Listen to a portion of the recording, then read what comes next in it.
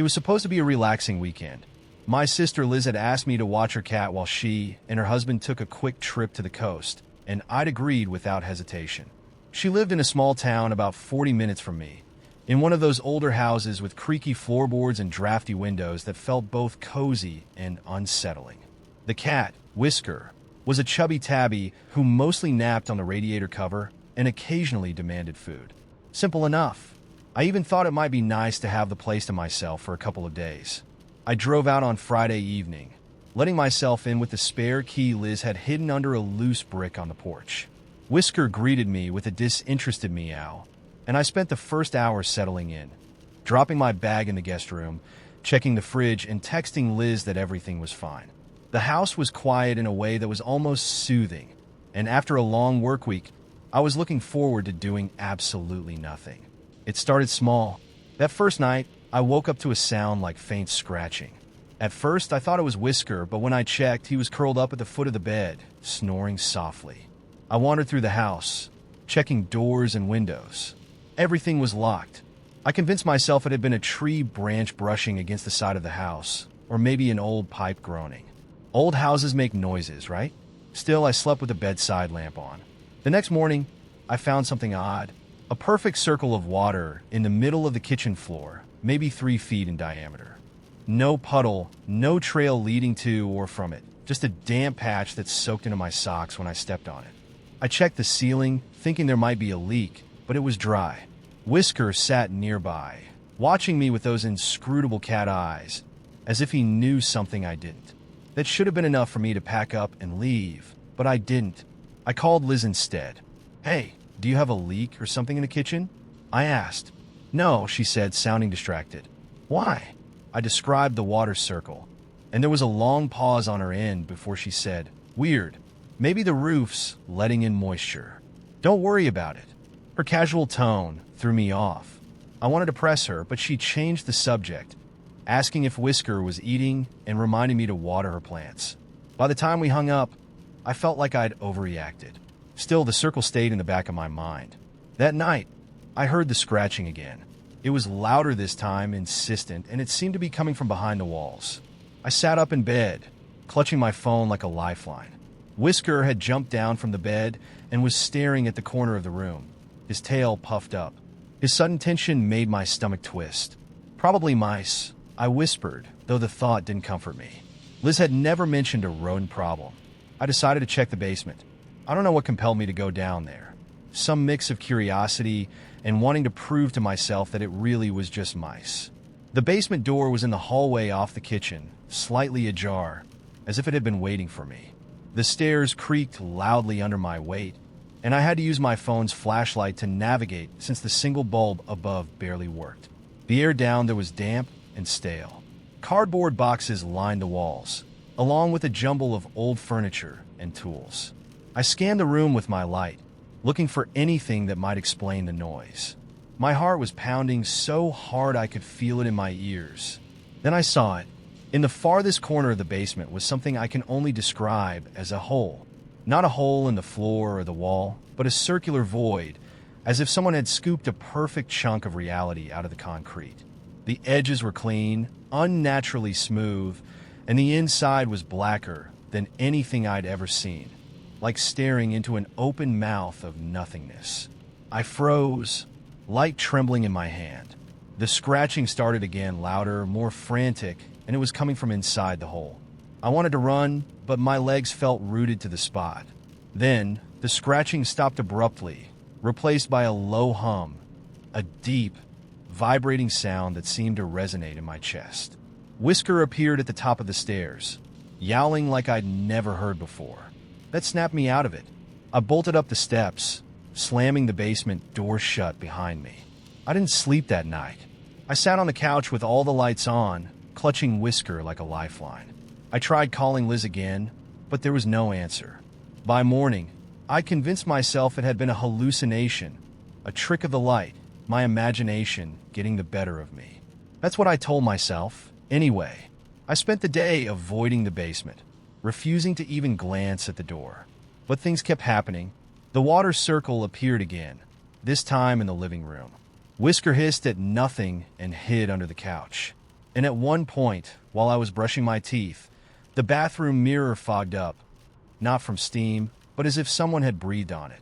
Written in the condensation were two words, "Help me." I left the house that afternoon. I didn't care if Liz would be upset about cutting the weekend short. I couldn't stay another second. When I finally got through to her, I blurted out everything. The scratching, the water, the hole. She went silent for so long, I thought the call had dropped. "I didn't want to tell you," she said finally, her voice trembling. "But we've seen it too. The circle, the messages, the noises. That's why we left this weekend. We needed a break." "Then why the hell didn't you warn me?" I snapped, but the anger felt hollow. I could hear the fear in her voice, matching my own. "We thought it would leave you alone. It only gets worse if you pay attention to it." I haven't spoken to Liz since then. I left the house that day and never went back, even to collect my things. Liz moved out a month later. We don't talk about it, but sometimes I dream about that hole. I see the black void, feel the hum vibrating through my bones. And when I wake up, there's always a faint, damp circle on the floor next to my bed. I remember the first time I noticed the pattern. It was a Tuesday, one of those gray, unremarkable days where nothing really happens, and the world feels like it's holding its breath. I was walking to the subway after work, cutting through the small park by my apartment building. I always took the same path, past the rusted swing set, through the line of oaks with the peeling bark. But that day, as I walked under the oaks, I felt a strange pull, like a faint magnetic hum in the air. I glanced up, and that's when I saw it. A man was standing behind one of the trees, his body half hidden by the trunk. He was wearing a gray suit, but something about him felt unfinished. His face was pale, too smooth, like someone had forgotten to add the fine details. His hands were clasped together in front of him, unnervingly still, and his eyes, if they were eyes, didn't look at me. They looked through me, like he was trying to see something just behind my head. I stopped walking, the hairs on my neck rising. For a moment, I thought maybe he was some sort of street performer or one of those creepy living statue guys. But he didn't move, not even to blink. A cold knot formed in my stomach, and I hurried toward the subway without looking back. The next morning I saw him again. This time he was standing across the street from my building. The same gray suit, the same too smooth face. He was staring at the traffic, his head cocked slightly to one side. When I looked closer, I realized he wasn't actually watching the cars. His gaze was fixed on the air between them, like he was trying to trace an invisible pattern in the chaos. I debated calling the cops, but what would I say? There's a weird guy standing around? Instead, I shook it off and went to work. But as the day went on, I started noticing other things, small inconsistencies that prickled the edge of my awareness. My desk chair, which had always squeaked when I leaned back, was suddenly silent.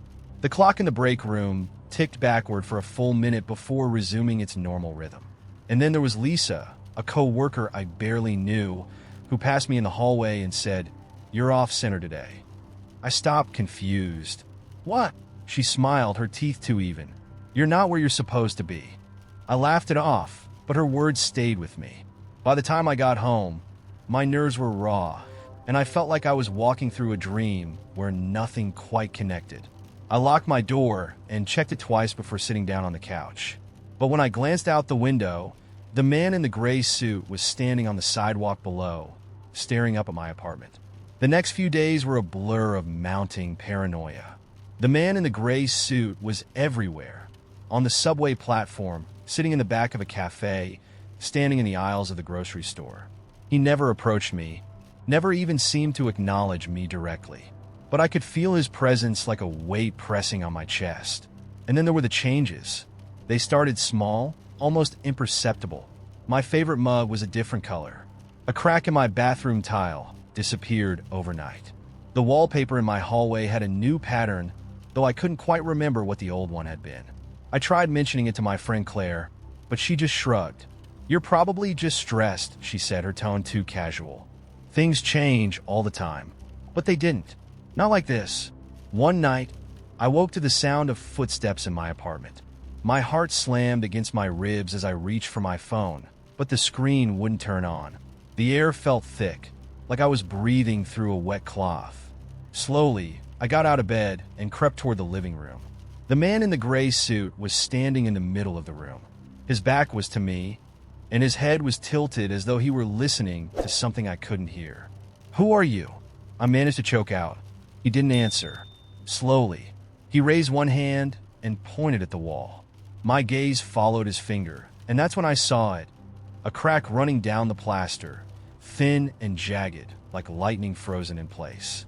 The longer I stared at it, the more it seemed to move, the edges rippling like waves on water. "What is that?" I whispered. "It's where you slipped through," he said, his voice flat, mechanical. "You're not supposed to be here." I stumbled back, my knees hitting the edge of the couch. "What the hell are you talking about?" He turned to face me then, and his face, God, his face. It wasn't unfinished after all. It was fractured, like a porcelain doll that had been shattered and glued back together. Lines crisscrossed the skin, and beneath them, I could see something dark and pulsating, like oil trapped under glass. "This isn't your lair," he said, taking a step closer. "You're contaminating it." What does that mean?" I stammered, my mind scrambling for some kind of logic, some kind of explanation. "You don't belong here," he repeated, "and they're starting to notice." As he spoke, the room seemed to shift around me. The walls bent inward, the ceiling stretched higher, and the crack on the wall grew wider, spilling light that wasn't light at all. It was a pale, flickering glow, and it smelled like burnt sugar and ash. I tried to run, but my legs wouldn't move. The man in the gray suit raised his hand again, and the light from the crack surged, filling my vision, swallowing everything. For a moment, I felt like I was falling, and then I woke up in my bed. At first, I thought it was a nightmare, but as I sat up, my breath hitching, I realized the air smelled faintly of burnt sugar. My apartment looked the same, but the details were wrong. The crack in the bathroom tile was back, but it was in the wrong place. My coffee maker, which had always been black, was now silver. And when I turned on my phone, the date was 2 days earlier than it should have been. I haven't seen the man in the gray suit since that night, but I know he's still watching, waiting. The changes haven't stopped, and every time I try to tell someone, they look at me with blank eyes and perfect smiles, like I'm speaking a language they can't understand. I don't think I'm in my world anymore. Or maybe I never was. I was working a freelance photography gig in a small, out-of-the-way town called Crescent Pines. It was one of those places you only visit because someone paid you to be there. A wedding of all things midweek in late October with barely 20 people in attendance.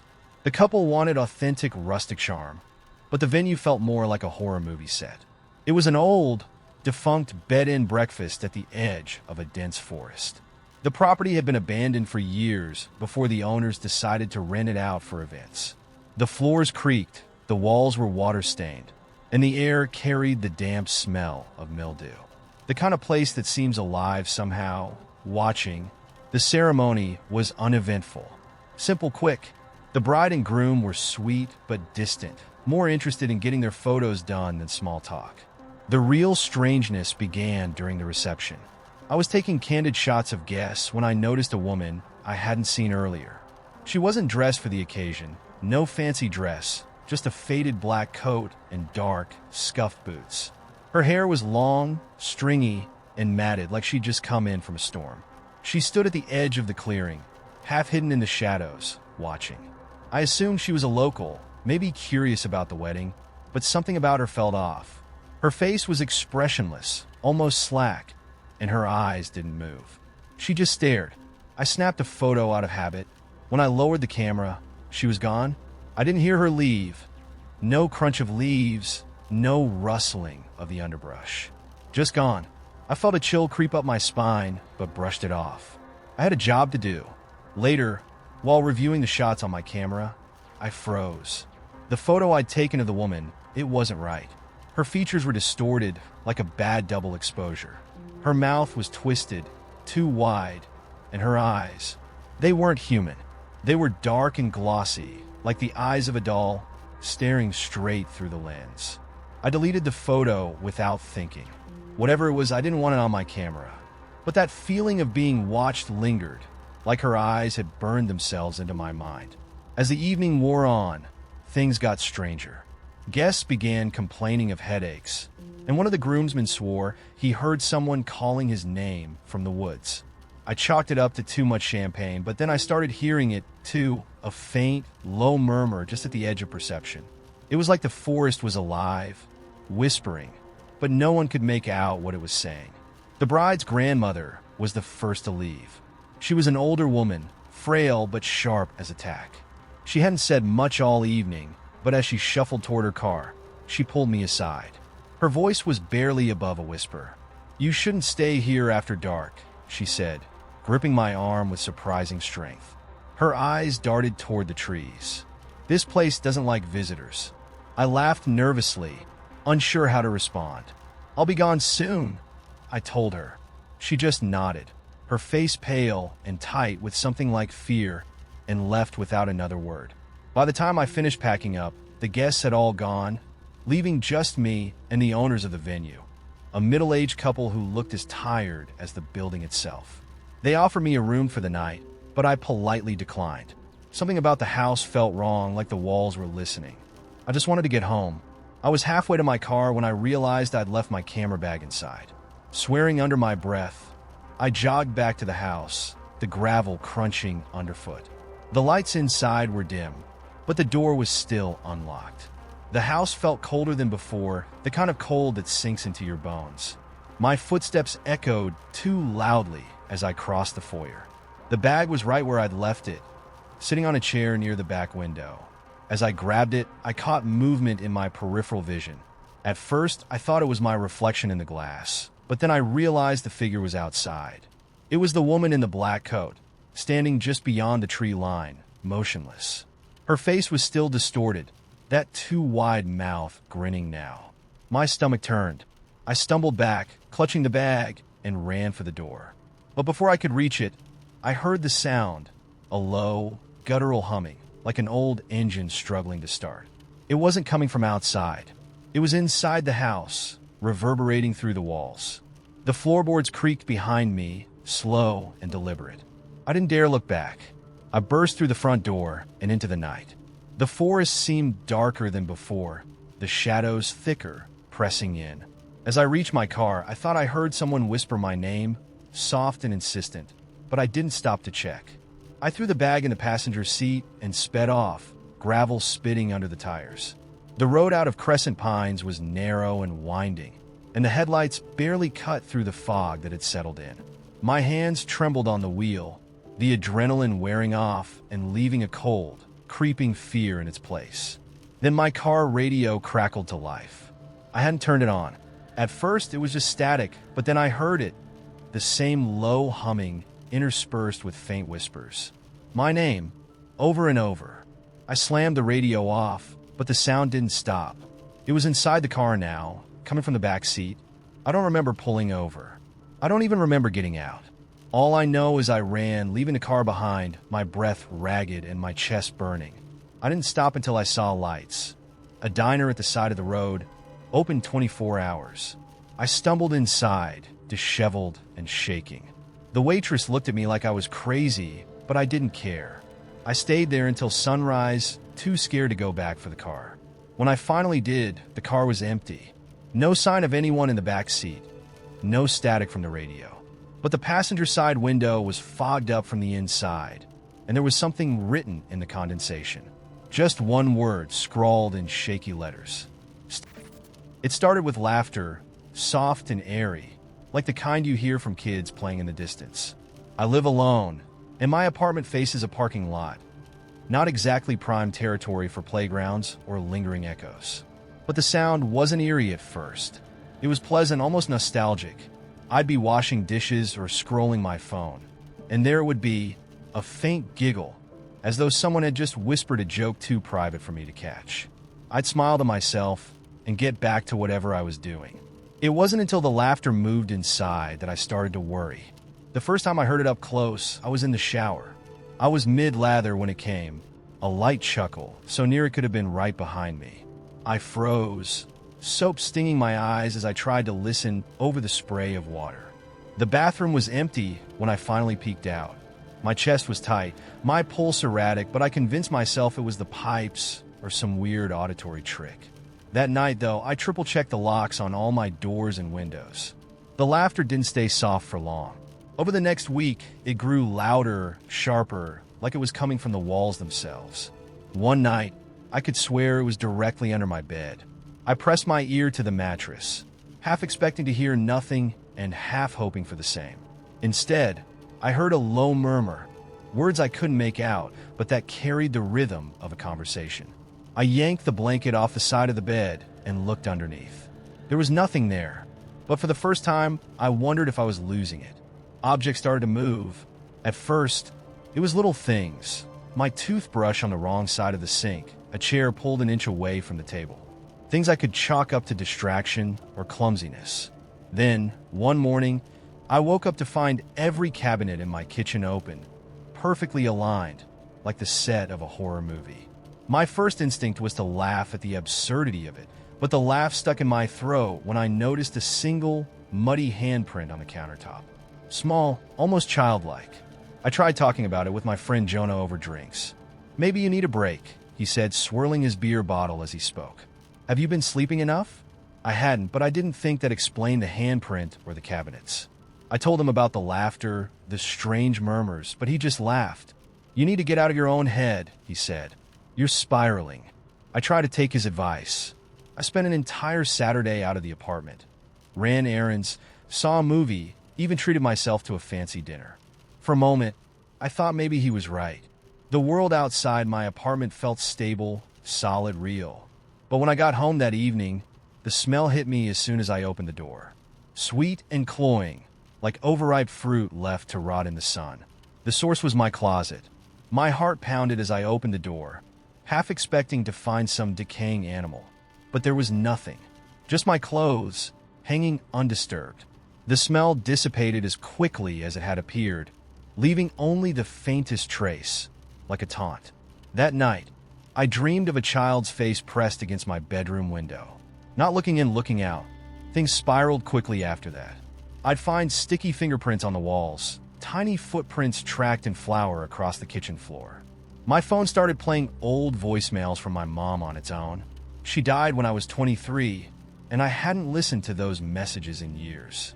Her voice would fill the room, warm and loving, but distorted, like a record warped from too much use. "Are you eating enough, sweetheart?"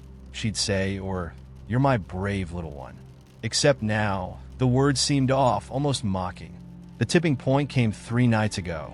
I was lying in bed, staring at the ceiling, trying to ignore the laughter that had become a constant hum in the background of my life. I hadn't been able to sleep for days. Just as I was starting to drift off, I felt a weight at the foot of my bed. Not the subtle shift of fabric, but the undeniable pressure of something or someone climbing onto the mattress. I couldn't move. I couldn't scream. Slowly, I felt it crawl up the bed, the weight shifting closer to my chest. I forced my eyes open, and there it was, a child no older than 7, with eyes so black they swallowed the dim light from my bedside lamp. Its mouth twisted into a wide grin, and I realized the laughter wasn't coming from around me. It was coming from it. "I like it here," it whispered, its voice a blend of childlike glee and something much, much older. I don't remember screaming, but I must have, because when I came to, the neighbors were pounding on my door, asking if I was okay. I told them it was a nightmare, that I was fine. "I'm not fine." Yesterday, Jonah called. He sounded different, slower somehow, like he was choosing his words with more care than usual. "Have you noticed anything weird lately?" he asked. My stomach dropped. He told me he'd been hearing laughter in his apartment, that his toothbrush had moved, that he woke up to find sticky fingerprints on his bathroom mirror. I don't know what to think anymore. I keep hearing the child's voice in my head, over and over, like a song I can't turn off. "I like it here. I like it here. I like it here. I think it's spreading. I think I brought it to Jonah, and I think it's still with me." I always hated the nights when my dad worked late. The house felt too big without him, like the walls were stretching farther apart, and every little sound carried a weight it didn't have during the day. He was a cop, so his shifts were unpredictable. I was 16 and old enough to stay home alone, but some nights were harder than others. That night started like any other. I microwaved a frozen pizza, parked myself in front of the TV, and tried to pretend the empty house didn't bother me. I remember glancing at the clock. It was 9:37 when the first knock came at the door. It wasn't loud, just a soft, hesitant tap.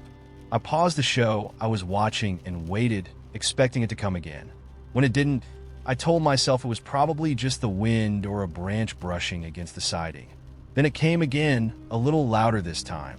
I stood up, heart thudding in my chest, and walked to the door. The peephole showed nothing but the porch light casting a yellow glow on the empty steps. I opened the door a crack, enough to see the driveway. No car, no person, just the sound of crickets and the distant hum of traffic. I closed it, locked it, and tried to convince myself I'd imagined it. 10 minutes later, it happened again. This time, the knock was harder, more deliberate.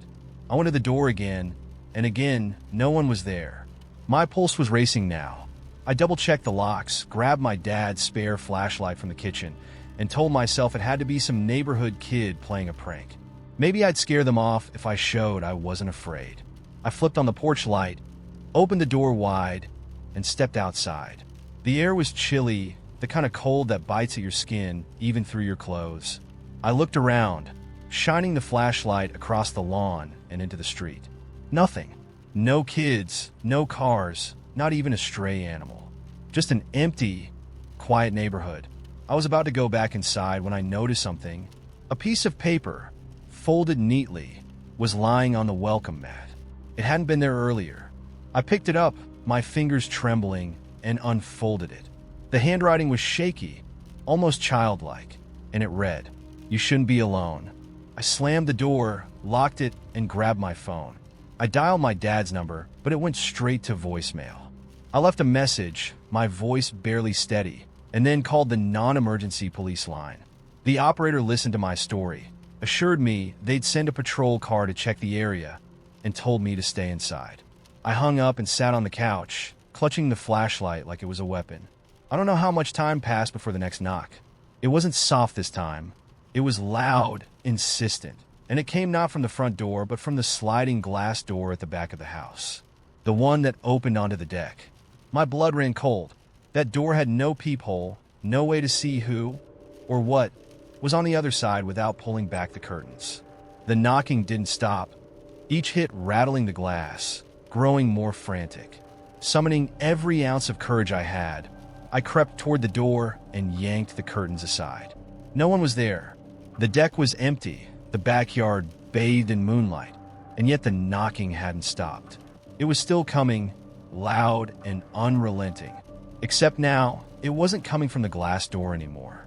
It was coming from the walls, from the ceiling, from the windows all around the house, as if dozens of invisible fists were pounding on every surface at once. I dropped the flashlight and ran to my room, locking the door behind me. I grabbed my phone again and dialed 911. The operator answered, but before I could speak, the line went dead. I stared at the screen in disbelief. No bars, no signal. My hands were shaking as I backed away from the door. Then the knocking stopped. The silence was worse. I sat there, pressed against the far wall of my room, straining to hear anything over the sound of my own breathing. Minutes passed, or maybe hours. Then I heard it, a voice, faint and distant, calling my name. It wasn't my dad's voice.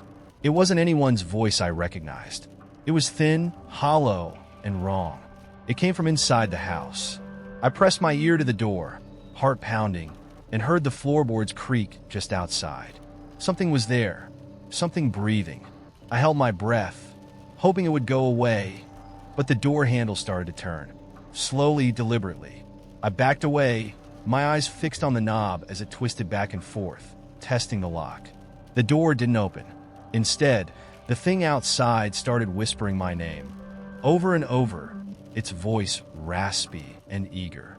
I thought I was going to lose my mind. Then, just as suddenly as it started, it stopped.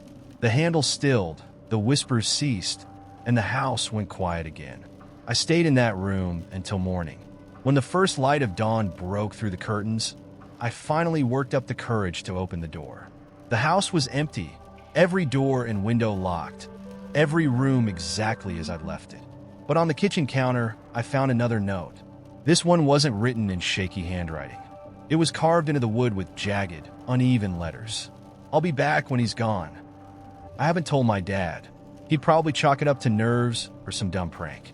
But I can't shake the feeling that whatever it was isn't done with me yet. And tonight, my dad's working late. It started with the delivery.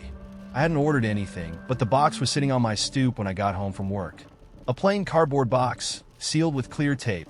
No branding or markings. The shipping label had my name and address, but no sender information. No return address. I hesitated before bringing it inside. My first thought was that it might be a mistake. Maybe a neighbor's package had been dropped off at my place. But when I checked the label again, there was no doubt it was addressed to me. I set it on the kitchen counter and grabbed a pair of scissors. Inside, there was no bubble wrap or packing paper. Just a single item, a black cube, about the size of a toaster, smooth and matte, with no visible seams or markings. It looked high-tech, like something out of a sci-fi movie. No instructions, no explanation, just the cube. I wasn't sure what to do with it, so I left it on the counter and went about my evening. Made dinner, watched some TV, tried not to think about it. But it was hard to ignore. Every time I walked into the kitchen, it caught my eye. Its surface seemed almost too smooth, like it absorbed the light instead of reflecting it. That night, I dreamed about it.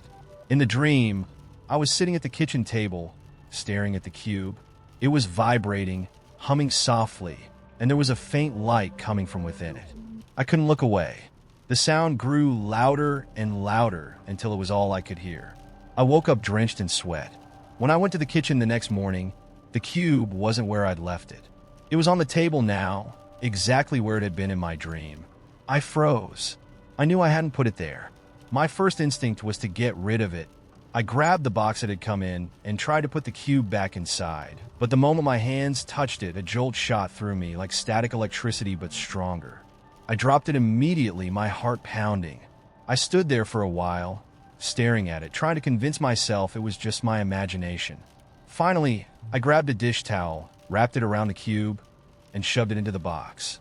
I taped the box shut and left it by the door. I'd take it to the post office later, I told myself. Return to sender. Problem solved. But by the time I got home from work, the box was gone. At first, I thought someone had stolen it. It was weird, sure, but maybe some porch pirate thought it was worth something. That relief lasted about 5 seconds. Then I walked into the kitchen and saw it. Back on the counter, unboxed, sitting there like it had never left. I didn't sleep much that night. Over the next few days, I tried everything to get rid of it. I threw it in the trash. It came back. I left it on a bus. It came back. I drove out to the woods, dug a hole, and buried it. The next morning, it was on my nightstand. Each time it returned, it was closer to me. First the counter, then the table, then my desk. By the fourth day, it was in my bedroom, sitting on the floor by my bed. I started noticing other changes too. Small things at first. The clock in the living room was running 10 minutes fast, even though I'd just reset it. My coffee maker turned itself on in the middle of the night. The lights flickered, even though there was no storm, no sign of electrical trouble. The cube wasn't humming or glowing like it had in my dream, but it felt active, alive almost. Sometimes I thought I heard faint clicking noises coming from it, like tiny gears turning inside. Once I swore it moved, just a fraction of an inch, barely noticeable, but enough to make my skin crawl. I started avoiding my apartment as much as possible, staying late at work, crashing on friends' couches. But every time I came back, it was waiting for me. One night, I got desperate. I grabbed a hammer and took it to the cube, swinging as hard as I could. The hammer bounced off, the impact reverberating up my arm. Not a scratch, not even a scuff. That was the night the messages started. I found the first one on my bathroom mirror, written in steam, even though I hadn't used the shower. Open me. The next was on the inside of my fridge door, spelled out in ketchup. Look inside. I ignored them, pretending I didn't see. But the messages kept coming more insistent. On my computer screen, why won't you open me? On the walls, in what looked like ash. I'm waiting. Then the dreams came back. This time, I wasn't just watching the cube. I was holding it, cradling it in my hands. It was warm, almost pulsing like a heartbeat. In the dream, I wasn't afraid. I was calm. peaceful. When I woke up, the fear came rushing back. By the end of the week, I was at my breaking point. I hadn't slept in days.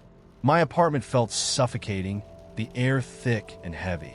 I couldn't focus, couldn't think. Everywhere I went, I felt like I was being watched. Finally, I gave in. That night, I sat at the kitchen table, the cube in front of me. My hands were shaking as I reached out and touched it. The surface was cool, almost soothing. For the first time, it didn't shock me. I don't know how I knew what to do, but somehow I did. I pressed my fingers against the sides, searching for something, some hidden mechanism. And then I felt it, a seam, almost imperceptible, running along the edges. The cube opened. Inside was nothing. No gears, no lights, no intricate machinery. Just emptiness. And then I heard it, a voice, low and quiet, coming from nowhere and everywhere at once. Thank you. The cube disappeared after that. Just blinked out of existence, leaving no trace. I moved out of the apartment a week later. It felt empty without the cube, but I couldn't stay. Not after what happened. Sometimes I wonder if it's out there, waiting for someone else. Sometimes I wonder if I'll get another delivery. Sometimes, late at night, I hear the faint sound of The sun was already low when I walked into the diner, the kind of place where time seemed to have stopped somewhere around 1974. The vinyl booths were cracked, the coffee tasted like regret, and the jukebox in the corner hadn't worked in years. But it was warm, and after the day I'd had, warm was enough. I picked a booth near the window, out of habit more than anything. I liked to watch the parking lot, the way the headlights crisscrossed the asphalt, scattering the darkness. There was a strange kind of peace in the way strangers came and went, lives brushing against each other without ever fully colliding. It made me feel less alone, or maybe more. I never could decide. The waitress was new. I could tell because she hesitated before setting down the chipped coffee cup. Her smile a little too eager, her uniform a little too neat. I didn't say much, just thanked her and stirred in a packet of sugar. It wasn't about the coffee, really. It was about the ritual, the small distraction of it. The diner was mostly empty. An older couple sat at the counter, sharing a plate of fries like they'd been doing it for decades. A trucker nursed a slice of pie in the far corner, his hat pulled low over his face. And then there was the guy in the booth across from mine. I wouldn't have noticed him if it weren't for the fact that he was staring directly at me. He wasn't trying to hide it either. He sat with his hands clasped on the table, his coffee untouched, his gaze steady and unblinking. There was nothing menacing about him, exactly, but there was something unnerving about being looked at so plainly, like you were a puzzle he was trying to solve. I tried to ignore him. I focused on the steam curling from my cup, the faint buzz of the fluorescent lights, the squeak of the cook's shoes against the greasy tile floor. But every time I glanced up, his eyes were still there, sharp and unyielding. Finally, I couldn't take it anymore. "Can I help you?" I asked, trying to keep my tone light but firm. He tilted his head slightly, as if considering the question.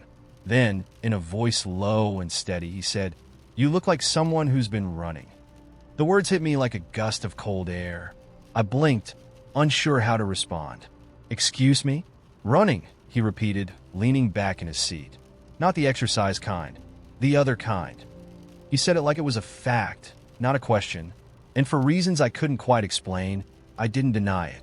"What makes you think that?" I asked, my voice quieter now. He shrugged, a small, almost imperceptible movement. People who sit by the window are usually looking for something, or hoping it doesn't find them. I stared at him, my fingers tightening around the coffee cup. There was something disarming about the way he spoke, like he wasn't trying to pry, but had already seen too much. It made me want to tell him to mind his own business. It also made me want to listen. "And what about you?" I asked, deflecting. "What are you looking for?" His lips curved into a faint smile. "Answers. Same as you, I imagine." I wanted to laugh, but the sound got caught in my throat. "I'm not looking for answers." "No." He raised an eyebrow. "Then what are you doing out here, alone? In a place where no one knows your name?" I opened my mouth, then closed it again. The truth was, I didn't have an answer. Not one I wanted to say out loud. The silence between us stretched, heavy and charged. Outside, the parking lot lights flickered, casting long shadows across the asphalt. I thought about leaving, about tossing a couple of bills on the table and walking out without looking back. But something about the man's presence rooted me to the spot. You know, he said after a while, his tone casual. It's funny how people think they can outrun things. Like whatever's chasing them will just give up if they move fast enough. I felt my jaw tighten. And what do you know about running? More than I'd like to, he said simply. But the thing about running is, it doesn't matter how far you go. The road always curves back around eventually. His words hung in the air, sharp and unforgiving. I looked at him again, really looked at him this time. His face was weathered, like someone who'd spent years in the sun, but his eyes were sharp alive. There was a weight to him, a sense that he carried things most people couldn't see, or didn't want to. I don't know why I said it, but the words tumbled out before I could stop them. Maybe I'm not running, I said. Maybe I'm just trying to find someplace quiet. He nodded, as if that made perfect sense. Quiet's a good start, but it's not the same as peace. I wanted to argue, to tell him he didn't know me or what I was looking for. But deep down, I knew he was right. Quiet wasn't peace. It was just the absence of noise. And lately, it felt like the noise was inside me, a constant hum I couldn't shake no matter how far I went. The man stood up suddenly, his movements slow but deliberate. He reached into his pocket and pulled out a few crumpled bills, tossing them onto the table. Then he looked at me, his expression unreadable. "Good luck," he said, his voice soft. "Whatever you're looking for, I hope you find it."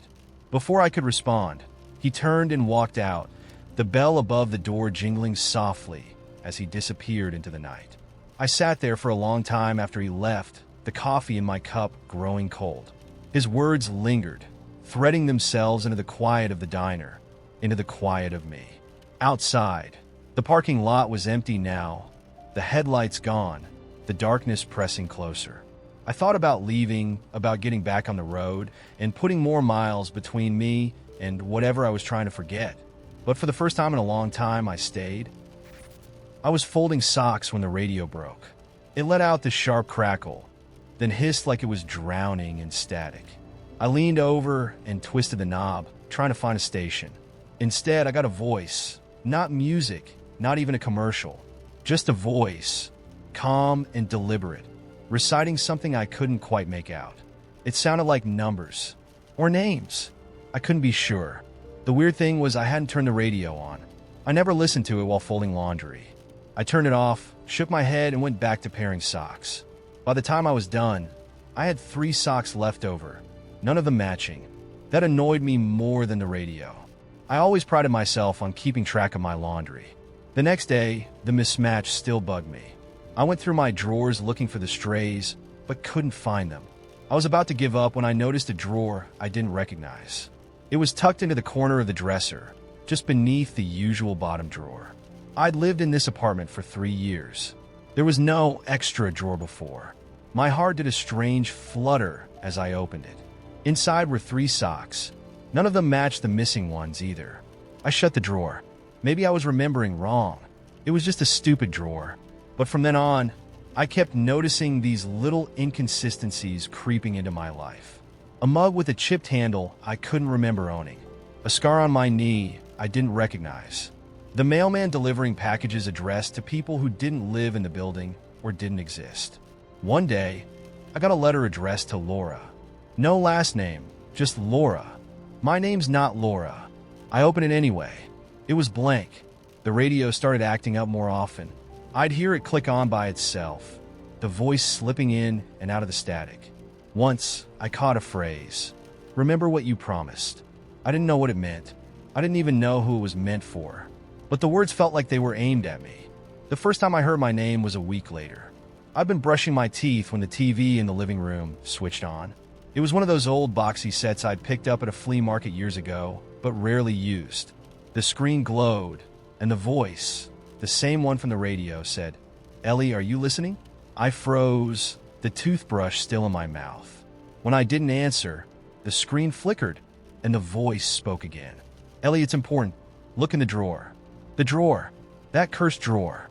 I left the toothbrush in the sink and walked to my bedroom. It was still there, looking so ordinary it made me feel ridiculous. But when I opened it this time, it wasn't socks inside. It was a photograph. It was me, but not me. I was wearing a red coat I didn't own, standing in a snowy field I didn't recognize, smiling at a man I didn't know. He was tall, with dark hair and a slight scar along his jaw.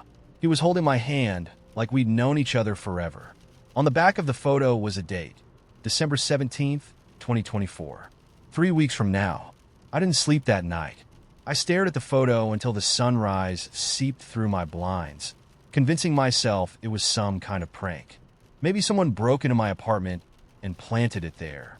That explanation didn't make sense, but it was better than the alternative, that I was losing my grip on reality. Things escalated after that. The radio and TV became relentless, always flickering on with that same voice. It didn't ask questions anymore.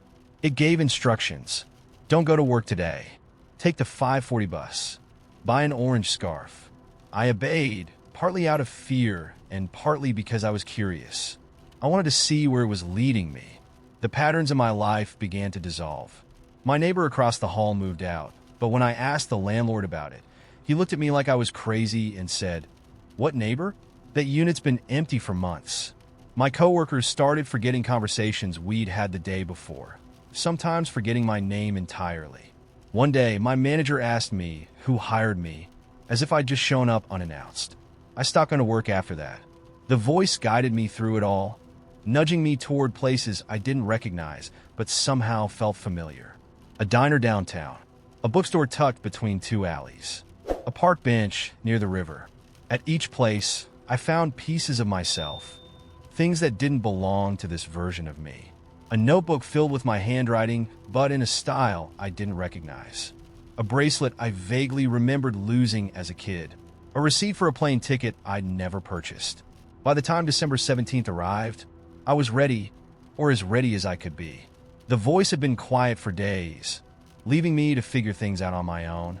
I pulled on the red coat I'd bought 2 weeks earlier, feeling like an actor stepping into a role, and made my way to the snowy field. He was there, just like in the photo, the man with the scar. He looked at me like he'd been waiting a long time. "You're late," he said, smiling. I didn't know what to say. I just stood there, letting the snow settle on my coat, the cold biting through my gloves. "You don't remember me yet, do you?" he asked. I shook my head. "That's okay. It'll come back. It always does." Before I could ask what he meant, the air shimmered like heat waves rising off asphalt, and the world seemed to fold in on itself. When I blinked, we weren't in the field anymore. We were somewhere else, somewhere vast and dark and humming with energy. Strings of light crisscrossed the space like a web, each one pulsing softly. It felt alive. "You're part of the system," he said. "You always were. But sometimes you forget. You get stuck." "Stuck in what?" My voice trembled. "In the wrong version of yourself." I looked down at my hands. They felt unfamiliar now, like they didn't belong to me. Memories flickered at the edge of my mind, half-formed and fleeting. The voice on the radio. The drawer. The mismatched socks. They weren't glitches. They were breadcrumbs, leading me here. The man held out his hand, and I hesitated only for a moment before taking it. As the lights around us began to shift and ripple, I felt something uncoil in my chest. A recognition, an understanding that I couldn't quite put into words. And then I remembered everything. It began with the piano. I don't play, never have, but I'd always pass the old upright in the corner of my grandmother's house without a second thought. It had been there since before I was born, its once glossy surface dulled with age. She never mentioned it, and I never asked. I assumed it was just one of those things families keep because they've always been there.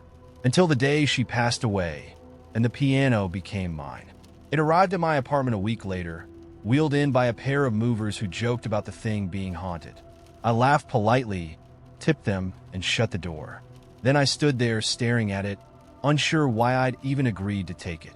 I didn't have the space, and it didn't fit my decor. But something about it, its silent insistence, made it impossible to refuse. The first time I heard it play was 2 nights later, at 3:33 a.m. I woke up to a single note echoing through the apartment, low and mournful, vibrating in my chest.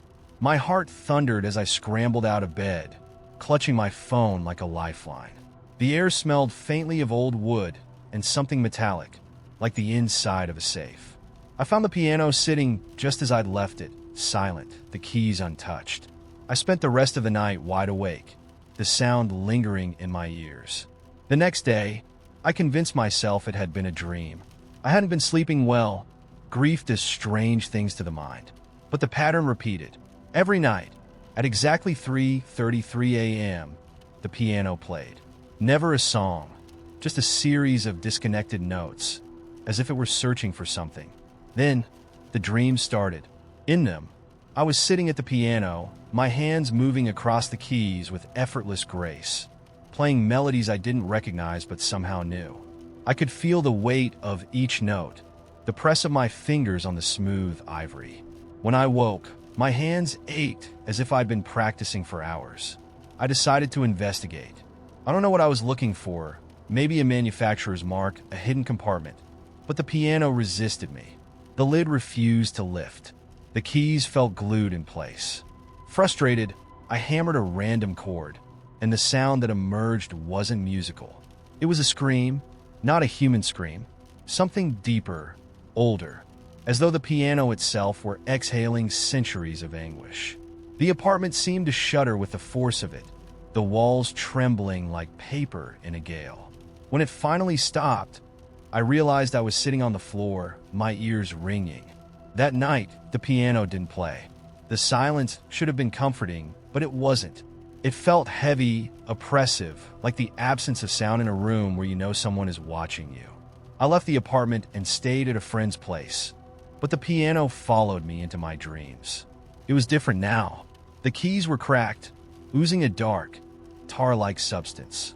The music I played was disjointed, discordant, and my hands moved against my will, forcing me to create something terrible. I woke up choking on the smell of burned wood. When I returned home, the piano was no longer in the corner. It had moved just a few inches, but enough to notice. Dust trails on the floor marked its migration, though the surface beneath it was spotless.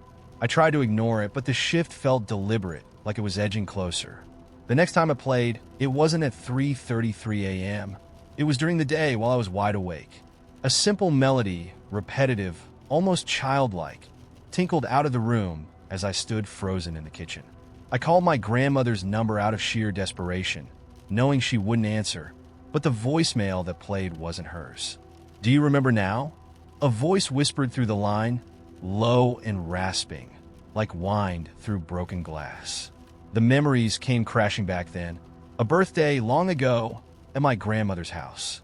The piano had been at the center of the living room then, not tucked away. A man I didn't know had sat at the bench, playing while I stood nearby, watching in fascination. I must have been 6 or 7. His face was sharp, angular, his smile too wide for his face. When he finished, he'd beckon me closer, his fingers brushing mine as he whispered something I couldn't recall. "Until now. Someday, it will be yours." I backed away from the phone, dropping it as the piano's melody grew louder, more insistent. The notes felt like they were burrowing into my skull, each one unlocking a memory I'd buried. The man's hands on the keys, my grandmother's anxious expression, the way she'd hurried me out of the room as if she'd seen a ghost. I didn't sleep that night. Instead, I watched the piano from the hallway, waiting for it to move or speak or reveal its secrets. It didn't. It just sat there, an ancient predator biding its time. The final straw came the next day, when I found a photograph tucked into the bench.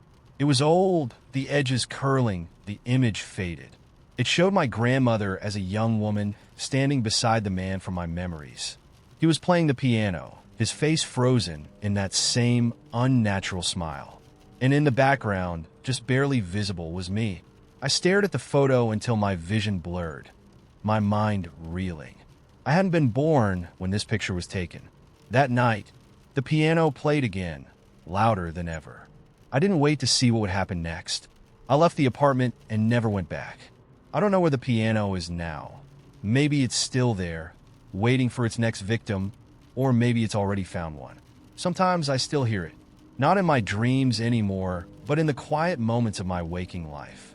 A single note, low and mournful, reminding me that it hasn't let me go. It began at a wedding, of all places. Not someone I knew well, an old college friend's cousin or something, but I was single, bored, and figured free food and an open bar were reason enough to accept the invite. I spent most of the reception perched at the edge of my table, sipping a gin and tonic and pretending to laugh at the bad jokes my table mates were trading. That's when I noticed him. He wasn't part of the wedding party or sitting at any of the tables near mine, at least not that I could tell. He stood off to the side, near the bar, half in the shadows, and held himself like he'd rather be anywhere else. Our eyes met briefly across the room. He smiled. Not the warm kind you give an acquaintance, but something more reserved, like he was letting me in on a secret I didn't know I was part of. I felt a faint chill and looked away, forcing myself to focus on the bland conversation around me. But when I glanced back, he was gone. Later that night, as I waited in line for the restroom, he appeared again, stepping out of the crowd like a specter. Some party, he said, his voice low and calm, his lips curling into that same smile. I nodded, muttering something non-committal about the wedding being nice. He chuckled softly, his gaze lingering just a moment too long. You don't seem like the type to enjoy these things. He wasn't wrong, but the observation felt unnervingly intimate, like he'd been watching me long enough to know. I gave a polite laugh, excused myself as soon as the restroom door opened, and didn't see him again for the rest of the night. But something about him stayed with me. Maybe it was the way he moved so quietly, or the way he'd seemed to know exactly what to say to unsettle me. Either way, I pushed it to the back of my mind and went about my life. It was a week later during my lunch break when I saw him again. I was sitting in a crowded sandwich shop, scrolling through my emails when I felt it, that odd, prickling sensation that someone's watching you. I glanced up, and there he was, seated a few tables away. He wasn't eating, just sitting there with his hands folded, looking at me. My stomach tightened. Before I could decide what to do, he stood and walked out. I rushed after him, but by the time I reached the street, he was gone. I told myself it was just a coincidence. He must have worked nearby. Maybe he hadn't even recognized me. But then I started seeing him everywhere. At the corner store near my apartment, browsing the cereal aisle. At the gym where I work out, pretending to check his phone while sitting on a bench. He was always close enough to be noticed, but never so close that I could confront him. And he never spoke to me again, not like he had at the wedding. He didn't have to. The sheer consistency of his presence was unnerving enough. One night, as I walked home from work, I felt it again, that sensation of being watched. I quickened my pace, my pulse pounding in my ears. When I reached my building, I fumbled with my keys, glancing over my shoulder to confirm what I already knew. He was there, standing half a block away, hands in his pockets, watching me. I bolted inside, slamming the door behind me, my heart hammering.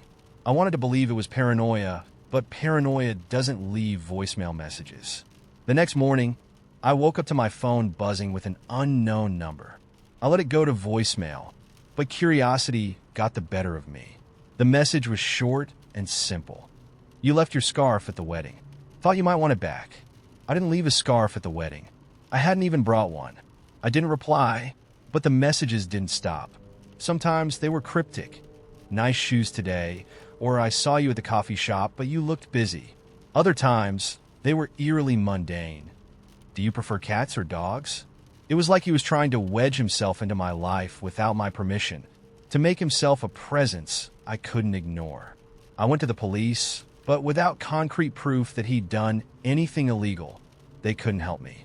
Just block the number, they said. So I did. But then he started leaving notes. Slipped under my door, tucked into my car's windshield wipers. Always signed with the same chilling phrase, still thinking about the scarf. One night, I came home to find my front door unlocked.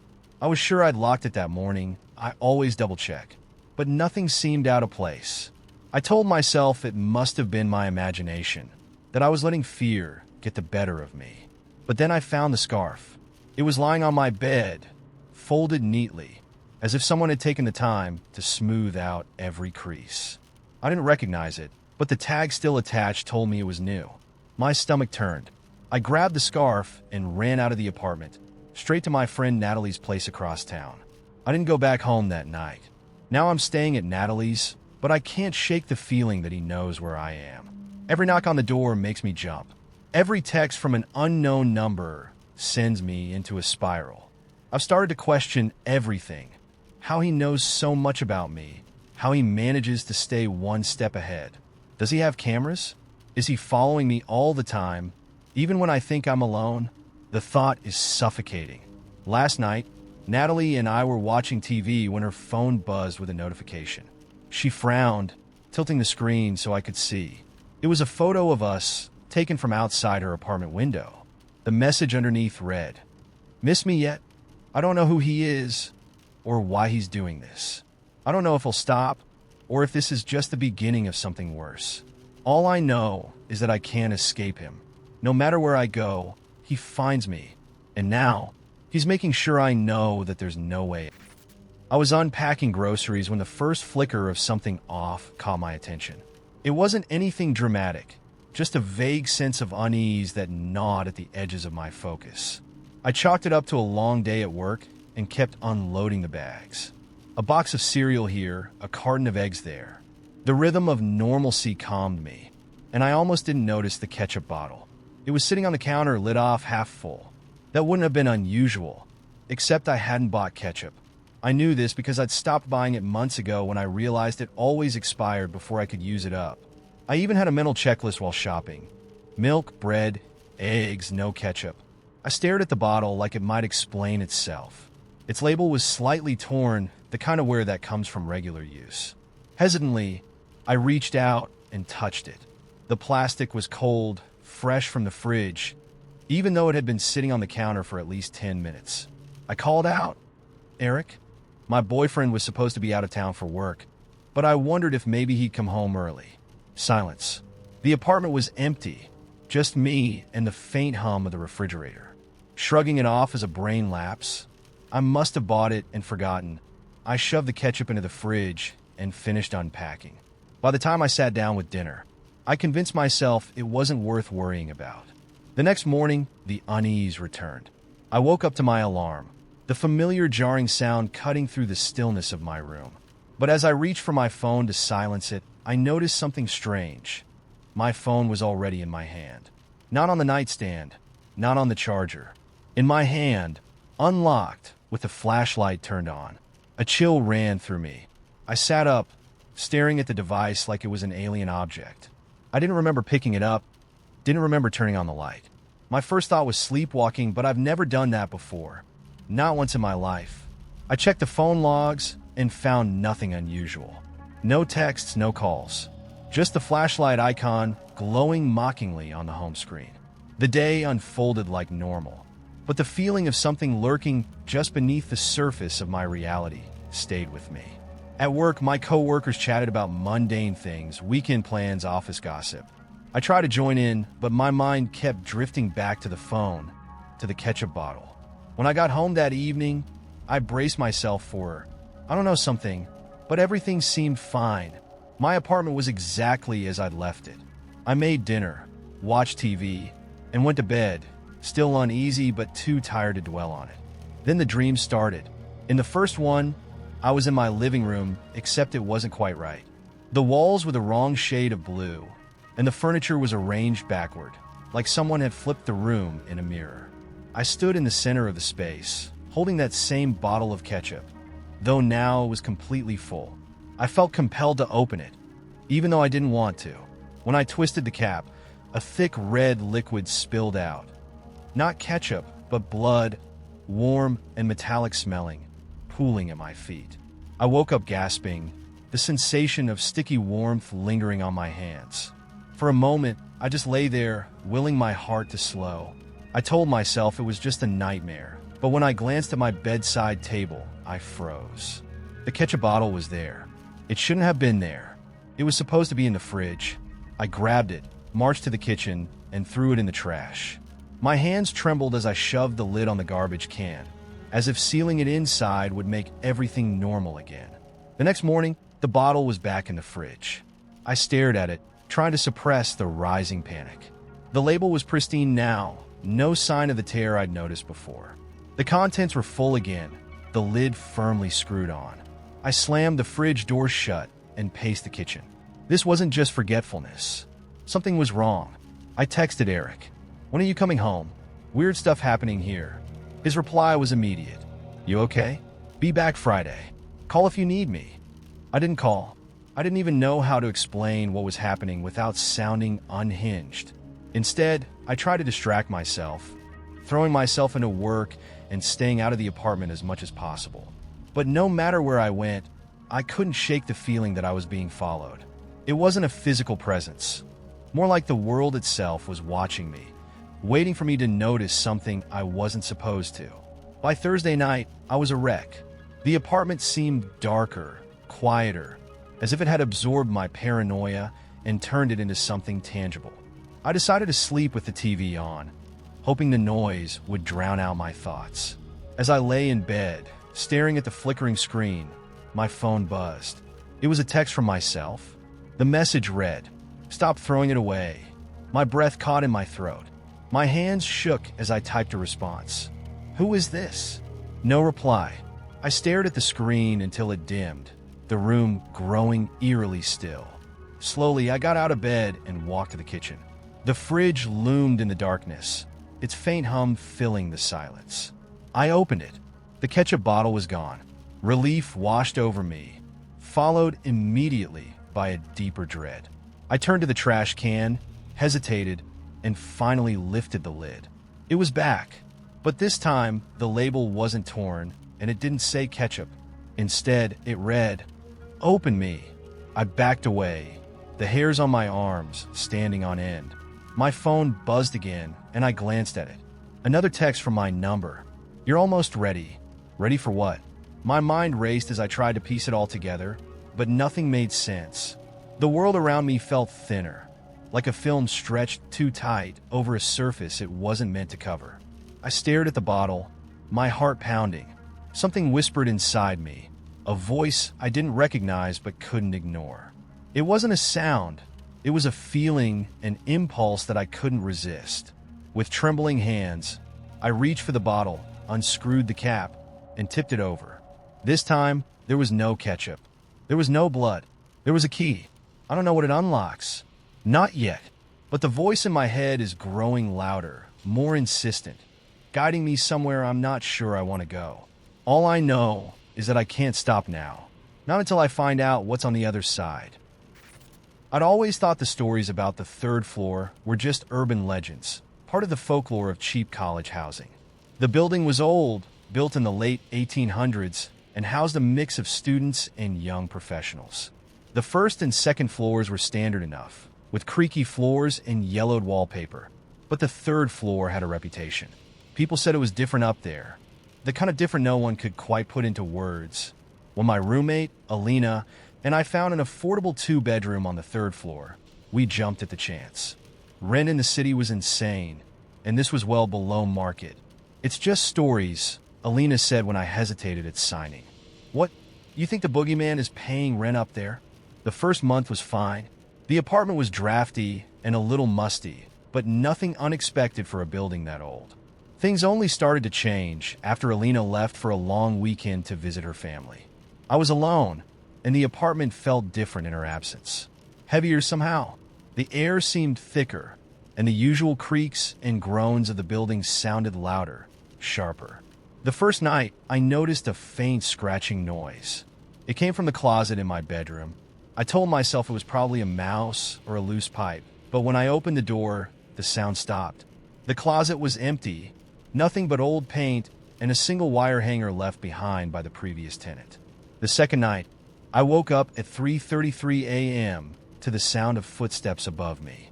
That was impossible. Our apartment was the top unit. I sat up, listening, trying to convince myself it was a dream. The footsteps were deliberate, moving from one end of the ceiling to the other. They stopped abruptly, and then I heard a soft, dragging sound, like someone pulling something heavy across the floor. I stayed awake until sunrise, staring at the ceiling, waiting for the noise to start again. It didn't. When Alina got back, I told her what had happened. She laughed it off. "This building is ancient," she said. "It's probably rats or the wind. You're letting those dumb stories get to you." I wanted to believe her, But the next night proved she was wrong. We were sitting in the living room, binging some trashy reality show, when the scratching started again. This time, it came from behind the built-in bookshelf on the far wall. Alina muted the TV. "What the hell is that?" she whispered. The scratching grew louder, more insistent, like nails scraping against wood. Then, just as abruptly as it started, it stopped. Alina jumped up and ran to the bookshelf. "Probably a squirrel or something," she said, trying to sound casual, but I could hear the tremor in her voice. She tugged at the edge of the bookshelf, and to my surprise, it moved. It wasn't fully attached to the wall. It slid forward a few inches, revealing a narrow gap behind it. The space smelled damp and earthy, like soil after a rainstorm. Alina hesitated, then shone her phone flashlight into the gap. "There's something back here," she said, her voice tight. She reached in and pulled out a small, crumpled object. It was a child's drawing, old and brittle, the paper yellowed with age. The picture showed a stick figure standing next to a tall, dark shape with long arms and no face. Alina laughed nervously. "Creepy, but kids draw weird stuff all the time, right?" She folded the drawing and tossed it onto the coffee table. "Probably left here by the last tenants." I didn't sleep that night. The footsteps returned, this time louder, moving across the ceiling and stopping directly above my bed. I stared up into the dark, clutching the blankets, every nerve in my body screaming at me to run. But I couldn't move. I stayed frozen until the sound stopped, and even then, I couldn't bring myself to look away from the ceiling. The next morning, I confronted the landlord. He was an older man, stooped and thin, with watery blue eyes that darted around nervously when I mentioned the noises. "You're on the top floor," he said, avoiding my gaze. "No one above you." "What about the attic?" I asked. "There's no attic," he said too quickly. Then, after a pause, "Just storage. No one's allowed up there." I told Alina what he said, but she waved it off. "Landlords always lie about maintenance stuff. I'll bet there's something up there causing the noise." She was right, but not in the way I expected. The next night, the scratching came back, louder than ever, as if it was coming from inside the walls themselves. Then, at 3:33 a.m., my bedroom door opened. I knew it wasn't Alina. I'd heard her snoring just minutes earlier. I froze, waiting, straining to hear any movement. Nothing. I finally gathered the courage to get up and look. The hallway was empty, but the door to the built-in bookshelf was slightly ajar. I woke Alina and told her we needed to leave. She groaned and told me I was overreacting. "If it'll make you feel better, we'll check it out tomorrow," she said, already drifting back to sleep. Tomorrow didn't come for her. When I woke up, her bed was empty. Her phone was on the nightstand, the charging cable still plugged in, but Alina was gone. I searched the entire apartment, calling her name, but there was no trace of her. The bookshelf was closed, the drawing gone. The police didn't take me seriously. "People leave," they said. "Young women disappear all the time." Maybe she wanted to get away for a while. But Alina wouldn't just leave without her phone or wallet. She wouldn't just vanish. I moved out a week later, but I couldn't leave the questions behind. Sometimes, when I wake up in the middle of the night, I hear footsteps, not in my new apartment, above it. I tell myself it's my imagination, but deep down, I know the truth. There is no attic, but something was up there, and maybe, just maybe, it still is. I never thought much about the people I shared an elevator with. They're fleeting presences in a box, faces you forget as soon as the doors open. But there was one face I could never forget. His name was Ian. I moved into my new apartment building in early October, excited to start fresh after a messy breakup and an exhausting job change. The building wasn't fancy, but it had a charm. Scuffed marble floors, creaky brass fixtures, and a doorman who always greeted me like an old friend. It felt like the kind of place where people looked out for each other.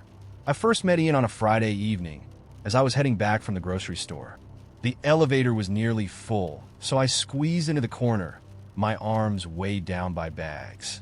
He stood near the buttons, tall and slightly scruffy, wearing a battered leather jacket. When the doors slid shut, he smiled at me, a lazy, crooked grin that was almost infectious.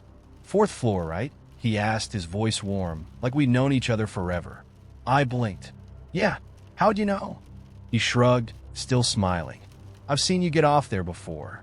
It wasn't an unusual observation, but something about it caught me off guard. I didn't recognize him, though he spoke with the confidence of someone who thought I should. I nodded politely and stared at the panel of buttons until the elevator dinged on my floor. "Have a good night," he called after me as I stepped out. I didn't think much of him at first. The building had its share of colorful characters. A woman on 6 who decorated her door with seasonal wreaths, an older man who always smelled faintly of cigars. Ian seemed harmless, but I started seeing him more often. One morning, as I was heading to work, he was already in the elevator when I stepped inside.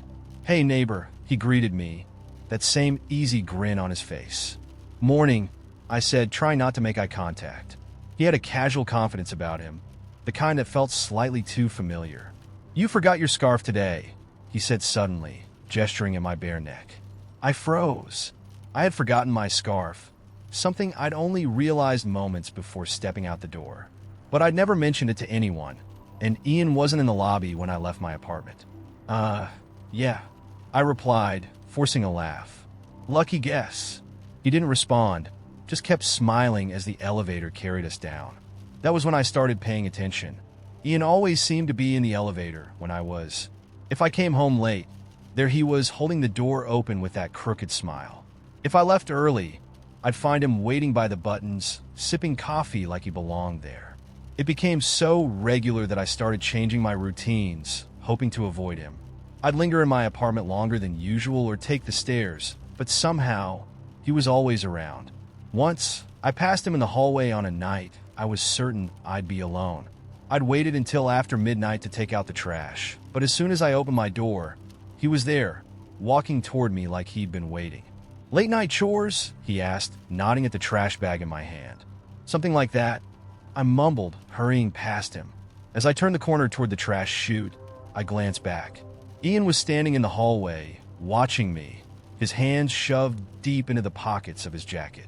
The next day, I mentioned Ian to the doorman, Charlie, hoping for some reassurance that he was just a friendly neighbor.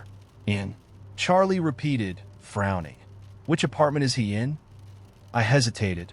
"I don't know. I assumed he lived here. He's always around." Charlie's brow furrowed deeper. "I don't know anyone by that name, and I've been here 10 years. You sure he's a tenant?"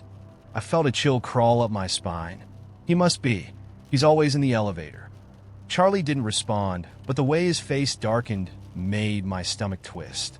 That night, I bolted my door and checked it 3 times before going to bed. I told myself I was overreacting. Ian was probably just friendly or maybe a little odd. But in the early hours of the morning, I woke to a soft tap tap tap at my door. My heart thundered in my chest as I sat up, holding my breath. The tapping came again, light and deliberate. I crept to the peephole, my hands shaking. The hallway was empty. The next morning, I found a sticky note on my door. 3 words scrawled in messy handwriting. "See you soon." I took the stairs that day, desperate to avoid Ian. I didn't see him for the next week, and I started to think it was over. Maybe he'd moved out, or maybe I'd imagined his fixation. But then last night, I came home late from work to find the elevator doors standing open. Inside, the panel of buttons was cracked, wires spilling out like intestines. As I stood there staring, unsure whether to report it or walk away, a shadow moved behind me. I turned, and there he was, Ian, standing a few feet away, his grin gone, his eyes fixed on me with unsettling intensity. "Guess you'll have to take the stairs," he said, his voice flat. My breath hitched. Before I could respond, he turned and walked away, his footsteps echoing through the empty hallway. I didn't sleep last night, and this morning, when I tried to ask Charlie if he'd seen Ian, I found the lobby empty. The doorman station was abandoned, his chair tipped over. Now I'm sitting in my apartment, every light turned on, the deadbolt locked tight. I don't know who Ian is or why he's fixated on me, but I'm starting to wonder if he was ever supposed to be here at all. And the worst part? The tapping started again an hour ago. This time, it's coming from the window. I'm on the 4th floor. It began during my usual Sunday morning ritual. Coffee, a good book, and the faint hum of city life filtering in through my cracked open window. That's when I first saw him. A man in a gray hoodie standing by the bus stop outside my building. Nothing unusual about that, except he wasn't waiting for a bus. He was just standing there staring up at my window. I tried to convince myself he was looking at something else, maybe the clouds, but my chest tightened when our eyes met. I instinctively closed the window and pulled the curtains shut, feeling silly for reacting so strongly. When I checked a few minutes later, he was gone. Just a random passerby, I told myself. The next Sunday, it happened again. Same man, same hoodie, same spot. This time, he wasn't looking at my window, but he stood there for nearly an hour, glancing up occasionally as if he were waiting for someone. My unease simmered, but I brushed it off. This was a busy neighborhood. People loitered all the time. On Tuesday, I came home late from work, juggling a takeout bag in my purse, only to find him standing in the lobby of my apartment building. He was leaning against the mailboxes, scrolling through his phone. My stomach lurched. I didn't recognize him as a tenant, but maybe he was visiting someone. As I fumbled with my keys, he looked up and gave me a small smile. It wasn't unfriendly, but it wasn't warm either. It was the kind of smile that didn't quite reach his eyes. "Evening," he said. His voice was gravelly low. "Hi," I replied, forcing a tight smile before hurrying to the elevator. The door slid shut, and I let out a breath I hadn't realized I'd been holding. I felt ridiculous. He hadn't done anything. Yet, as I rode up to my floor, I couldn't shake the way he looked at me, like he knew something I didn't. Over the next few weeks, I saw him more often. He was always in the periphery of my day. At the corner store when I stopped for milk, sitting on the bench at the park where I went jogging, even walking past my building at odd hours. I started changing my routine, taking different routes to work, varying the times I left and came home. But it didn't matter. He was always there, like a shadow I couldn't shake. One evening, as I was unlocking my apartment door, I felt the prickle of eyes on my back. I turned and saw him at the end of the hallway, leaning casually against the wall. I froze. "You've got a nice place," he said, nodding toward my door. His tone was light, conversational, as if we were old friends. My blood ran cold. "Do you live here?" I asked, trying to keep my voice steady. He shrugged. "Visiting a friend." "What friend?" He smirked, and the silence stretched uncomfortably long before he finally said, "Don't worry about it." Then he walked away, hands in his pockets, whistling a tune I didn't recognize. That night, I couldn't sleep. I kept replaying the encounter in my head, analyzing every word, every look. I started locking my bedroom door at night, even though I lived alone. The next day, I told the building manager about him, but he was dismissive. "Probably just a guest," he said, barely looking up from his clipboard. The following Sunday, I woke up early, determined to reclaim my morning ritual. I made coffee, opened my window, and sat down with my book. For the first time in weeks, I didn't see him outside. Relief washed over me. Maybe he'd moved on, found a new fixation. I was halfway through my second cup of coffee when I heard it, the faint sound of my front door knob rattling. At first, I thought I imagined it. Then it came again, louder this time. My heart hammered in my chest as I crept toward the door.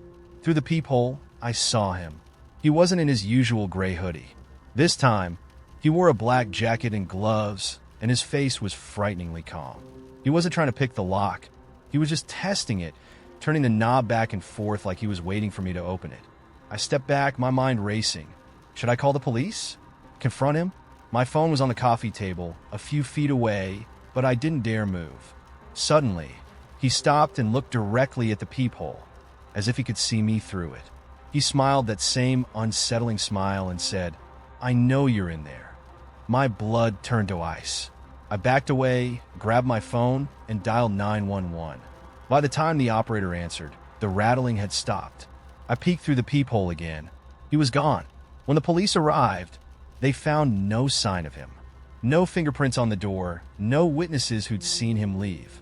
They told me to keep my doors locked and call if he returned. One of the officers even offered to stay outside my building for a few hours, but I declined. I didn't want to feel like a prisoner in my own home. That was a week ago. I haven't seen him since, but the feeling of being watched hasn't gone away.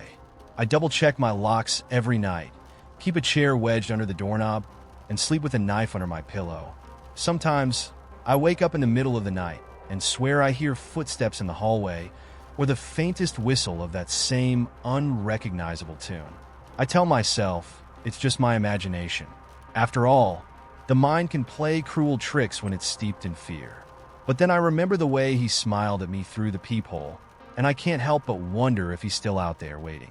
And if he is, I don't think he's finished with me yet.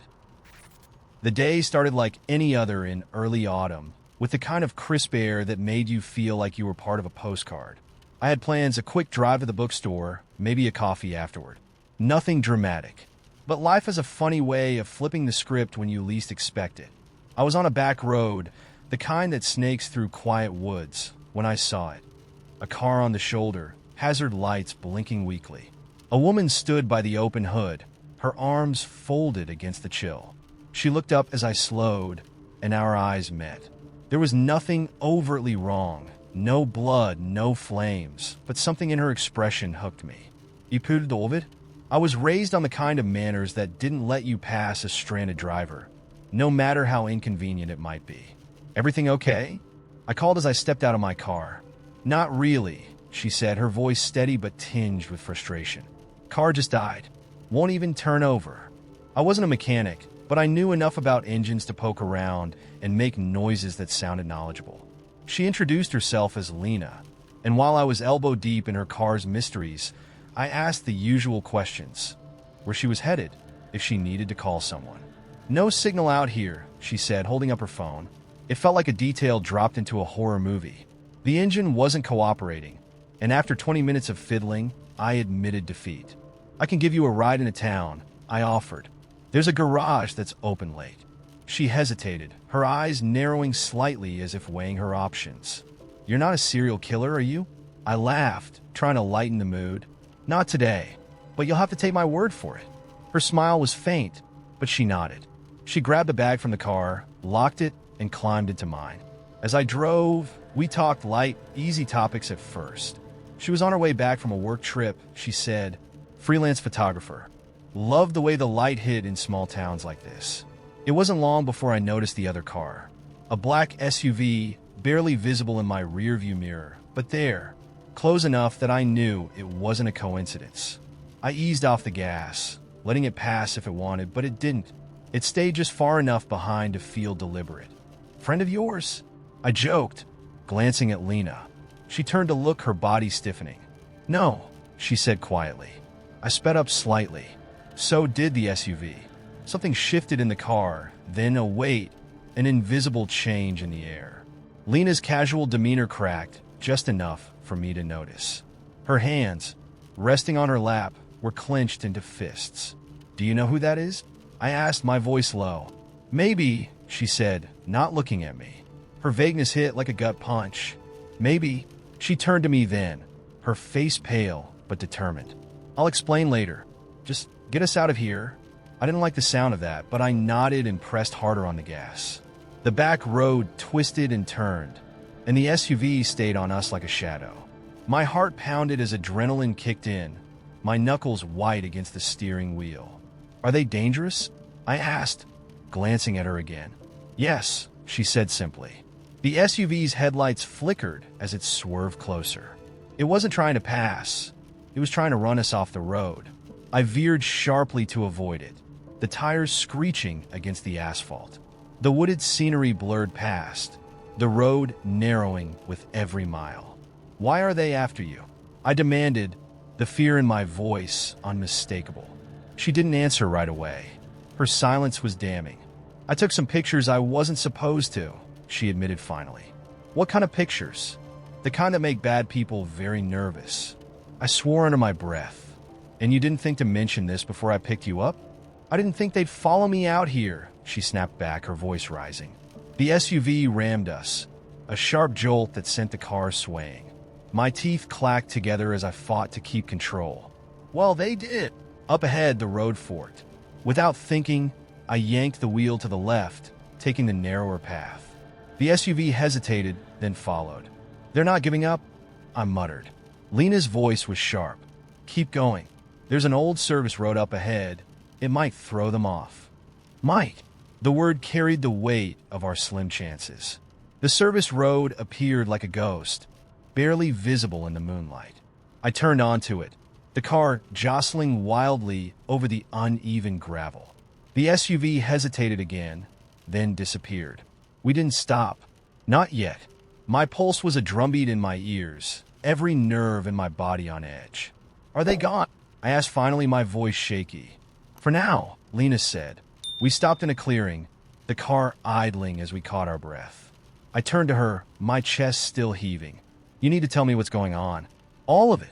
She met my gaze, her face a mixture of guilt and resolve. I took pictures of a meeting, high-level shady people, drug traffickers, politicians. They didn't like that. I ran a hand through my hair, laughing bitterly. Of course. Why not? I just had to be the good Samaritan. I'm sorry, she said, her voice soft. But you saved my life. I shook my head, not sure whether to laugh or scream. This isn't over, is it? No, she admitted. But I can make sure you're safe. I stared at her, the weight of the night crashing down on me. You better, I said finally. She smiled faintly. You're a good person, you know. Yeah, well, it's getting me killed, I shot back. But as we drove back to civilization, headlights absent from the rearview mirror, I couldn't shake the feeling that I'd stepped into someone else's story. And now, there was no easy way out. The air had a charged stillness that always comes before a storm. Oliver sat on the park bench, tying his shoelaces, the weight of his father's warning replaying in his mind. One lie leads to another, son, his father had said when Oliver was just a boy, his tone heavy with the authority of someone who'd learned the hard way. He hadn't thought much of it then. But now, as he scrolled through texts on his girlfriend Sophia's phone while she jogged a lazy loop around the park, his chest tightened. One lie had become a labyrinth. It started innocently enough. Sophia, with her wild laughter and tendency to narrate her dreams in excruciating detail, had always been an open book. Her phone was often left unlocked, and she had a habit of asking him to look up directions or text her mom while she drove. But 2 weeks ago, she had started locking it. An innocuous change, really. When he asked her about it, she shrugged and said, "Work stuff, you wouldn't get it." That was the first pebble of doubt. Then came the Thursday evenings. Sophia had recently joined an after-hours creative writing group, something Oliver had encouraged when she mentioned wanting to get back into poetry. He didn't think twice about it until one night, she came home smelling like peppermint gum and cologne.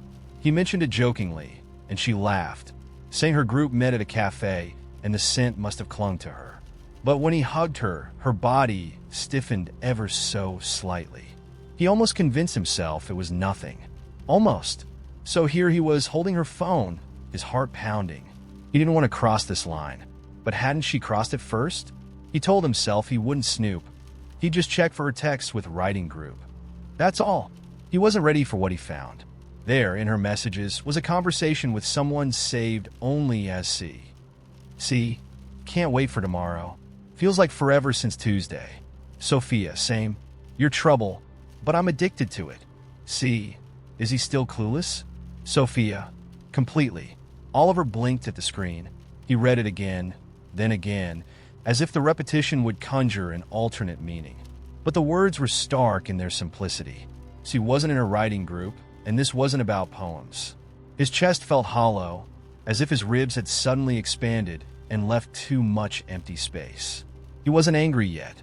Anger needed a focus, and right now, all he felt was the cold detachment of someone watching a disaster unfold from a safe distance.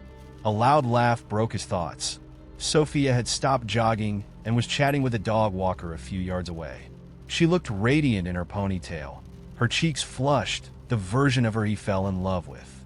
He returned her phone to the bench beside him and exhaled shakily. He didn't know what to do. Confront her here, in public? Wait until later?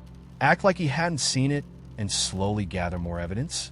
Every option seemed equally unbearable. When Sophia jogged back to him, she grinned and planted a kiss on his forehead. Done for the day, she announced cheerily, grabbing her water bottle and taking a long sip. Her eyes were alight with something warm and familiar. For a moment, he wondered if he'd imagined the texts, if somehow his mind had twisted her words into a narrative that didn't exist. But then her phone buzzed. It was C. He didn't look at the screen, but he saw her face change, A flicker of tension she tried to mask with a casual swipe to silence the notification. "Everything okay?" he asked, his voice carefully neutral. "Yeah, just work stuff," she said quickly, standing up. "You ready to go?" Oliver followed her, his limbs moving on autopilot. The walk back to their apartment was filled with idle chatter. Her upcoming weekend plans, the new Thai place she wanted to try, whether they should buy another houseplant. He played along, his responses measured and steady. She didn't seem to notice how distracted he was. Back home, she went to shower, leaving her phone on the kitchen counter. This was his moment. But instead of picking it up, he poured himself a glass of whiskey and sat at the dining table, staring at the muted hum of the city lights through the window. He could confront her, yes, but what would she say? Deny it? Accuse him of invading her privacy? Twist the narrative so that he became the villain? Then, a memory surfaced. 2 years ago, when they were first dating, they'd been walking through a flea market, laughing at all the ridiculous trinkets. She'd found an old lockbox with a faded engraving of a sunflower and told him, "I hate secrets. People always put the wrong things in boxes." And now here they were, their relationship a box of secrets too heavy for him to carry alone. When Sophia emerged from the shower, wrapped in a towel, she smiled at him. He couldn't smile back. She noticed. "What's wrong?" she asked, her brow furrowing. He held up his glass, swirled the amber liquid. "Who's C?" he asked quietly, the words cutting through the room like a blade. Her face froze. It was subtle, a flicker of panic, then an attempt to school her features into something neutral. But he saw it. "What are you talking about?" she said, her tone light but defensive. "I saw the messages," he said, setting the glass down with a soft clink. "Don't lie to me, Sophia." She opened her mouth, then closed it again. For a moment, he thought she might cry, but instead, she sighed and sat down across from him. "It's not what you think," she began. "It never is," he said, his voice hardening for the first time. "So tell me, what is it?" And then she did. It wasn't an affair, she claimed. C was a co-worker, someone she had confided in during a rough patch. "It got too close," she admitted, "but I swear nothing physical happened." Her voice cracked, her hands shaking. She apologized over and over, begging him to believe her. He wanted to. God, he wanted to. But the text lingered in his mind, vivid and damning. Her words now felt like just another chapter in the labyrinth of lies. That night, he slept on the couch, and in the silence of their apartment, he realized something. Even if she was telling the truth, even if she hadn't crossed that final line, the foundation of trust between them was gone. And no matter how much she swore she loved him, he would always wonder who else she might be texting when she thought he wasn't looking. I was scrolling through the classifieds on a slow Sunday afternoon, mindlessly thumbing past the usual assortment of furniture and job postings, when one caught my eye. Rare antiques, barn sale, this weekend only. There was something about the phrasing, like it had been plucked from a different century. The words were printed over a grainy picture of a barn, its weathered boards nearly collapsing under the weight of time. The address was listed, along with a line that stuck with me. Curious visitors welcome. But only the curious. I didn't have any grand love of antiques, but the ad felt strange, almost like a dare. I grabbed my keys and decided to drive out. It wasn't far, just a 40-minute trip to the rural outskirts of town. A good way to kill an otherwise uneventful day. The road to the barn was unmarked and overgrown, a single dirt lane cutting through dense, silent woods. As I bumped along, the trees seemed to press closer, their branches forming a dark canopy overhead. When the barn finally came into view, I felt a pang of unease. It was smaller than I'd expected and more decrepit. The roof sagged in the middle, and the wooden boards looked as if a good gust of wind might finish the job of tearing them apart. A hand-painted sign leaned crookedly near the entrance. Open. I parked a few feet away, noting that there were no other cars. It seemed odd for a sale, but maybe I'd just beaten the crowd. Or maybe no one else had been curious enough to take the bait. The inside of the barn smelled like damp earth and mildew. Dust motes floated in the dim sunlight, streaming through cracks in the walls. Tables were set up in uneven rows, cluttered with all manner of objects. Rusted tools, porcelain dolls with cracked faces, old cameras, tarnished silverware. At first, it looked like junk, But as I wandered, I noticed the meticulous way everything was arranged, as if each item had been placed with care. It wasn't random. And then there was the silence. Not the kind you notice in a library or a quiet room, but the oppressive, ringing kind you feel in your bones.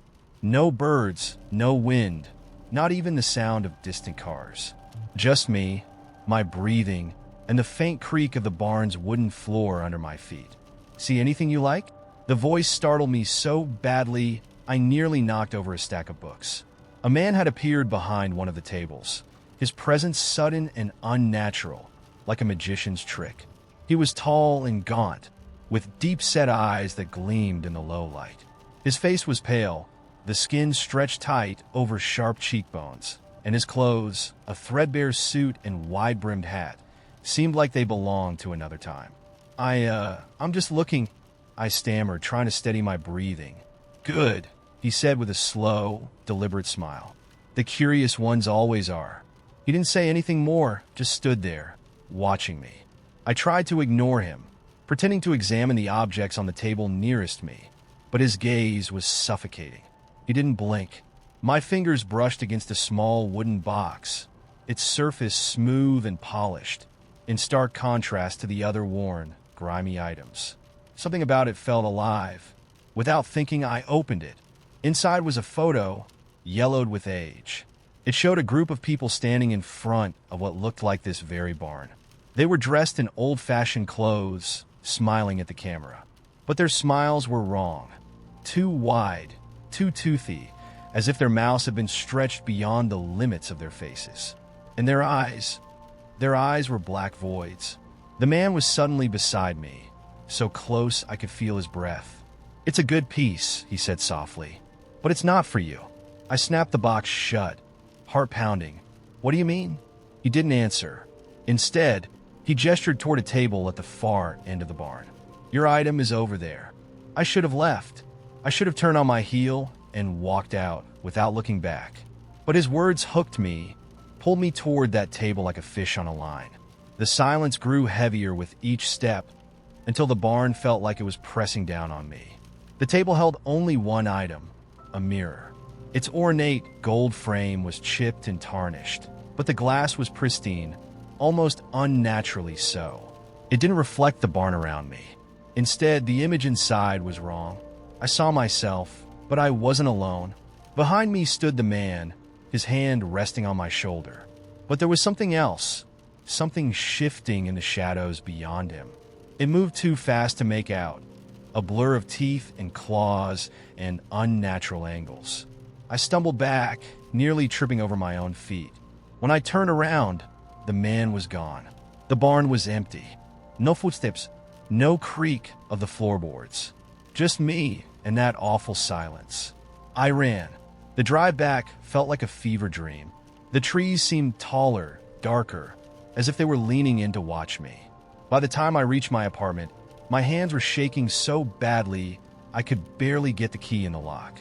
That night, I dreamt of the barn, the man, the mirror, and the thing in the shadows. When I woke up, there was dirt under my fingernails and splinters in my palms, as if I'd clawed my way out of something. I went back to the classifieds the next day, searching for the ad, but it was gone. The address wasn't listed anywhere, and when I tried to retrace my steps, the road to the barn wasn't there. I don't know what that place was or why I was drawn to it, but sometimes, late at night, I feel like the silence from the barn has followed me.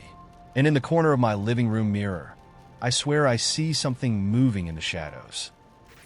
The town of Rivenbrook had always been quiet, the kind of place where secrets were buried as deeply as the roots of the ancient oaks lining its cobblestone streets. But quiet was different from peace, and the tension simmering beneath the surface was as sharp as the bite of autumn air. Eli was Rivenbrook's mailman, a role he'd held for over 2 decades. He knew every house, every creaky porch, and every tilted mailbox in town. He knew when the Wilson's dog would lunge at him through the screen door and when Mrs. Carrington would slip him a slice of pumpkin bread, still warm from the oven. What he didn't know was how much he had begun to see himself as part of the background, a fixture of the town rather than an individual moving through it. Until the day he found the envelope. It was crisp white, unmarked and utterly devoid of any address. Tucked between a grocery coupon flyer and a holiday catalog, it stood out in his otherwise unremarkable bundle of mail. Eli turned it over in his gloved hands, puzzled. The envelope was sealed, but not with adhesive. It bore a wax seal embossed with a symbol he couldn't quite make out, something jagged and abstract. He could have ignored it. He should have. But when he finished his route, he found himself sitting in the dim light of his kitchen, staring at the envelope as though it might answer the questions his mind had begun to weave. Unable to resist, he broke the seal. Inside was a single sheet of paper, the kind that seemed older than it should be, the edges frayed like it had been handled 100 times before. On it was written just one line: "The one who remembers must act before the one who forgets awakens." Eli frowned, the cryptic message settling uneasily in his chest. The words nagged at him in a way he couldn't explain, like a song he'd forgotten but still hummed on instinct. He folded the note, tucked it back into the envelope, and told himself it was nothing. Just a prank, probably. Kids. Or some weird new marketing ploy. But the next day, the envelope came again. This time it was in the mailbox of Old Man Wilkes, who'd been dead for 10 years. His house boarded up and left to the ivy creeping up its walls. The same wax seal, the same ominous message inside. Eli's unease grew sharper, like the weight of the envelopes themselves was slowly pressing against his chest. By the fourth day, the envelopes weren't just appearing along his route. They were everywhere. On the bench at the park where he ate his lunch, tucked into his jacket pocket when he swore he'd just taken it off. In his own mailbox, despite the fact that he was the only one with the key. That night, unable to sleep, he found himself pacing the streets of Rivenbrook. The town felt different in the moonlight, its shadows longer and more insistent. As he walked, the words on the note played over and over in his mind. The one who remembers must act. But act how? On what? He was so consumed by his thoughts that he nearly missed the sound. A low, rhythmic hum, barely audible over the rustle of the wind. Eli followed it, his boots crunching against the gravel path leading into the woods. The sound grew louder, pulsing, pulling him deeper into the thicket until the trees opened up into a clearing he'd never seen before. At the center stood a structure that defied description. It wasn't a building, not really, but a twisted amalgamation of wood, stone, and something else, something alive. The hum emanated from its core, and the air around it felt heavy, charged. And then he saw her. A woman stood before the structure, her back to him. She was cloaked in black, her hair cascading down her shoulders like liquid night. She turned slowly, as though she'd been waiting for him. Her face was striking, sharp angles softened by eyes that seemed far too knowing. "You came," she said, her voice carrying a weight that made the air tremble. "I don't understand," Eli stammered. "What is this? Who are you?" Her gaze pierced him, but her words were calm. "This is where the forgetting begins, and I am its keeper." The hum grew louder, and the structure seemed to pulse in time with it. Eli's heart raced. "The notes," he blurted. "The messages. What do they mean?" She stepped closer, and for a moment, he thought he saw her face shift, becoming something ancient, something unearthly. "You're the last one who remembers, Eli.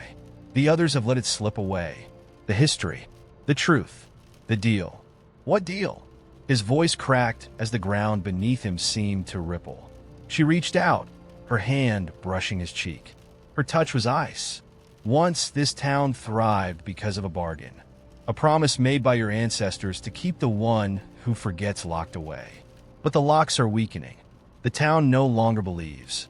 And when the forgetting is complete, the one beneath will rise." Eli stumbled back, his head swimming. I don't know what you're talking about. I'm just a mailman." "Not anymore," she said, and her voice was both kind and terrible. "Now you're the keeper. And if you fail to remember, we all fail." Before he could respond, the structure shuddered violently. A fissure split its surface, and the hum became a roar. The woman's eyes widened. "It's begun." Eli turned to run, but the world around him blurred. His body pulled forward as though the very air had shifted. He wasn't in the clearing anymore. He was standing in the middle of Rivenbrook, but it was different, darker. Empty. And in every window, every shadow, he saw them, the watchers. Faceless figures standing motionless, their forms barely visible, but undeniably there. The envelope was in his hand again. The words had changed. This time, it read, "You cannot unsee. You cannot unknow. Act, or all will be forgotten." Eli clutched it tightly, his breath shallow. The town around him seemed to whisper, 1,000 voices overlapping into a single, desperate plea. He was just a mailman, but he was the last to remember. The train always arrived at the station at 6:13 p.m. sharp. That in itself wasn't strange. It was a commuter train, running a rigid schedule between the suburbs and the city. What was strange was that no one ever got off. I passed the station every evening on my walk home from work, cutting through the narrow alley behind the laundromat. From the alley, you could see the platform and the tracks stretching off into the distance. It wasn't a busy station, but it was functional. Trains came, people boarded, people disembarked. Except for the 6:13. The first time I noticed it, I thought it was a fluke. The train pulled in, its brakes screeching like nails on glass, and sat there for several minutes. The doors opened. The lights inside glowed warm and yellow. And then nothing. No one came out. No one went in. After about 3 minutes, the doors hissed shut, and the train rolled away. I didn't think much of it at first. Maybe it was empty. Maybe the passengers disembarked at earlier stops. But the next evening, it was the same. And the evening after that, the 6:13 would glide into the station, sit in eerie silence, and leave again, taking nothing with it. Curiosity got the better of me by the end of the week. I decided to watch more closely, lingering near the station as the train approached. The platform was empty, save for a couple of pigeons pecking at crumbs. The train arrived perfectly on time. The doors slid open. Inside, the carriages were full. Not crowded, but definitely not empty. Men and women sat in orderly rows, their faces blank and still.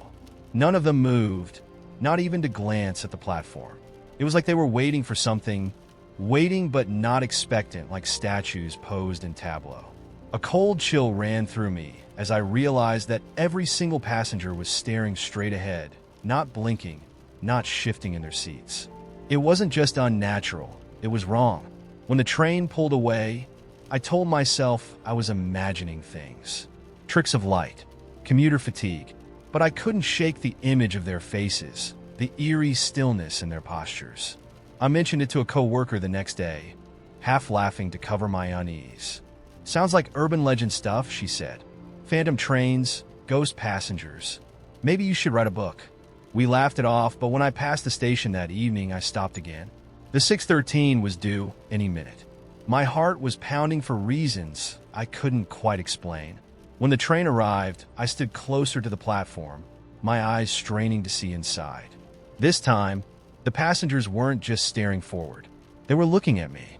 Every head in the carriage had turned to face me, their eyes locked onto mine.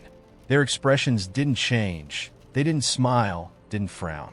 They just stared, unblinking, their faces slack and lifeless.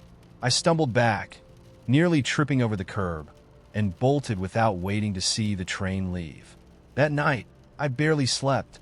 I kept telling myself I'd imagined it. Stress, long hours, maybe even a coincidence. But when I closed my eyes, I saw their faces, row after row of vacant, unblinking eyes, staring as if they could see straight through me. The next morning, I resolved not to think about it. Work was a welcome distraction, and by the time the day was over, I felt almost normal again. But as I approached the station on my way home, a terrible sense of dread crept over me.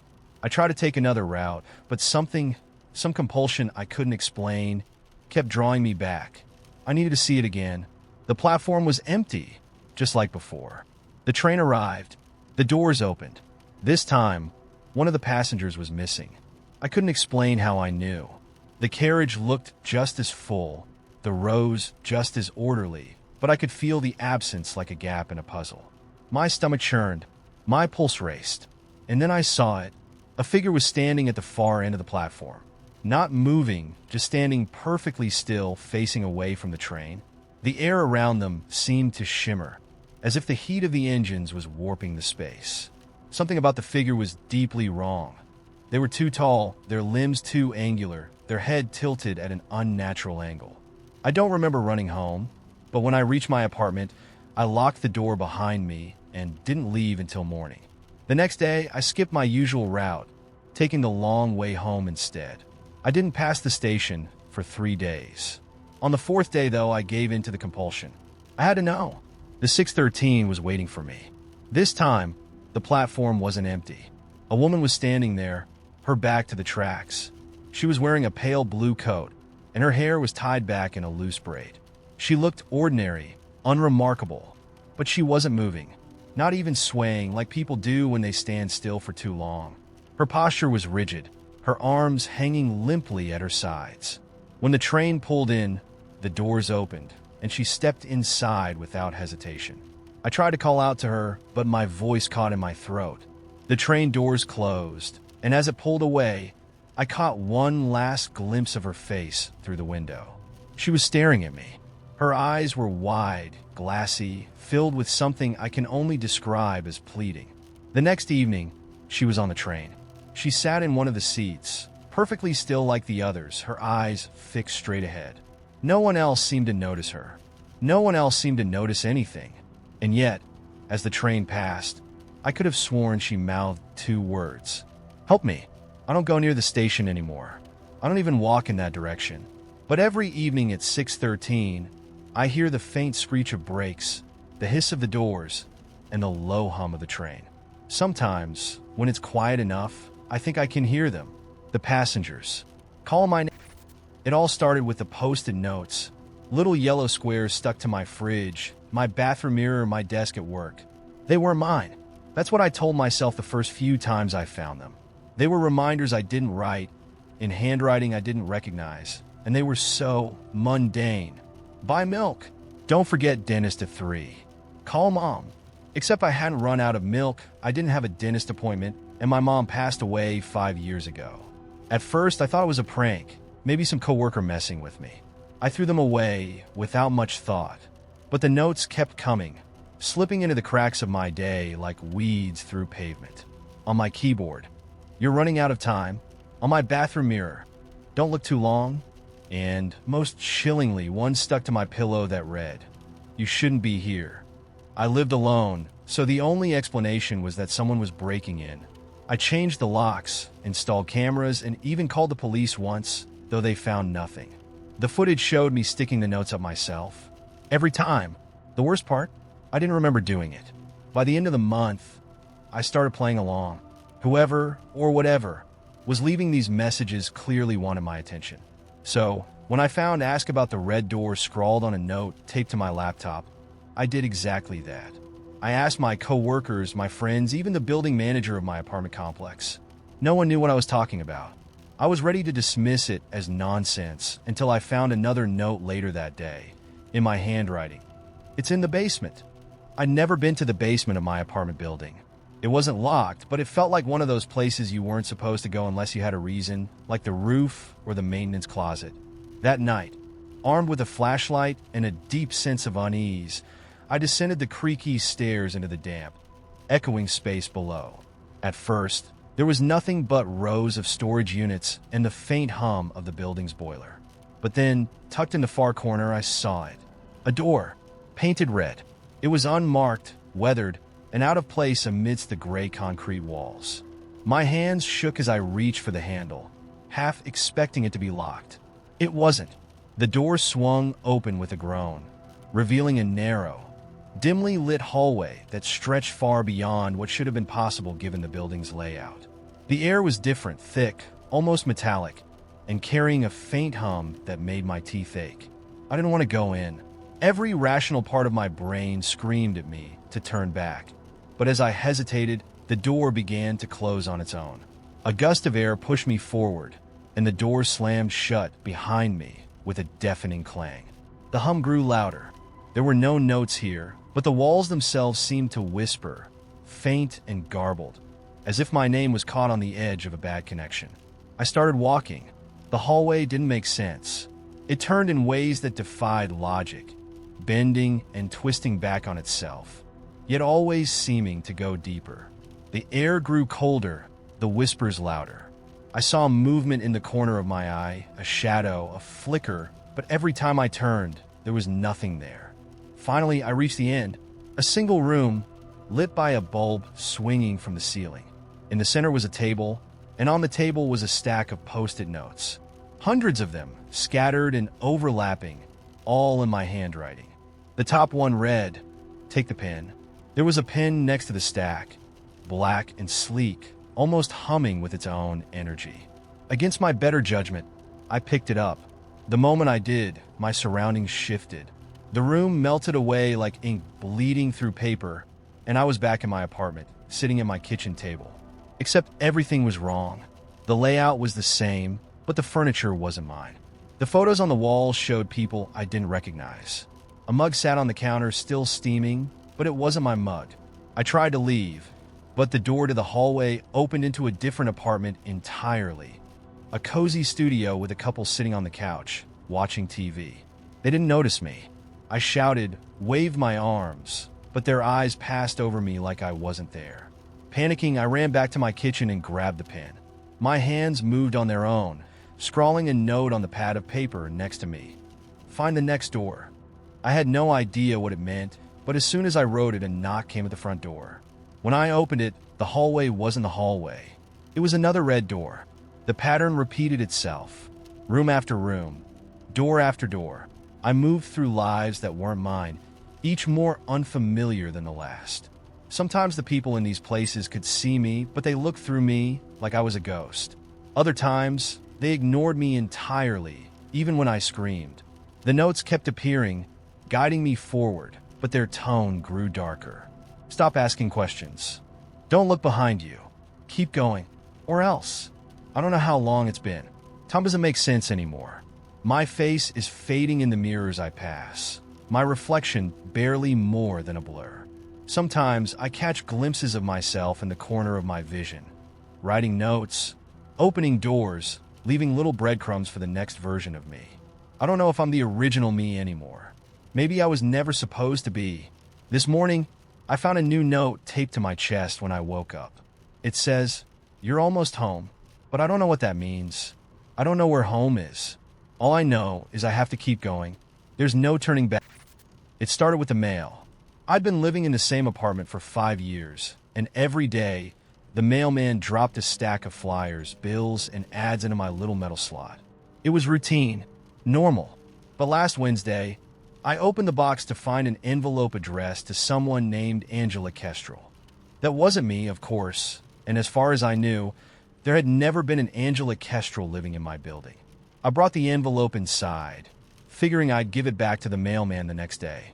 It was heavy, with no return address, and the paper felt old, like it had been soaked and dried again. That should have been the first sign something was off. But curiosity got the better of me, and I opened it. Inside was a single piece of thick paper covered in cramped handwriting, but the words didn't make any sense. At first, I thought it might be in another language, but the more I looked at it, the more it seemed to shift, the letters twisting and rearranging themselves like live insects crawling across the page. I dropped it, startled, and when it hit the floor, the words stopped moving. I stared at it for a long time before shoving it back into the envelope and tossing it into a drawer. The next day, I woke to the sound of my neighbor's voice through the wall. "Angela," she was saying, her tone warm and teasing. "Don't forget the coffee." I froze in bed. My neighbor, Maddie, had been living next door for 2 years, and we'd exchanged plenty of pleasantries, but she'd never mentioned knowing an Angela.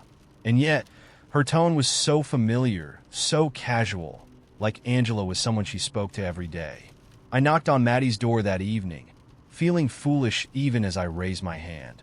She answered, her hair tied up in a loose bun, and smiled. "Hey, what's up? Do you know someone named Angela?" I asked. Her smile didn't waver, but something in her eyes shifted. "Angela?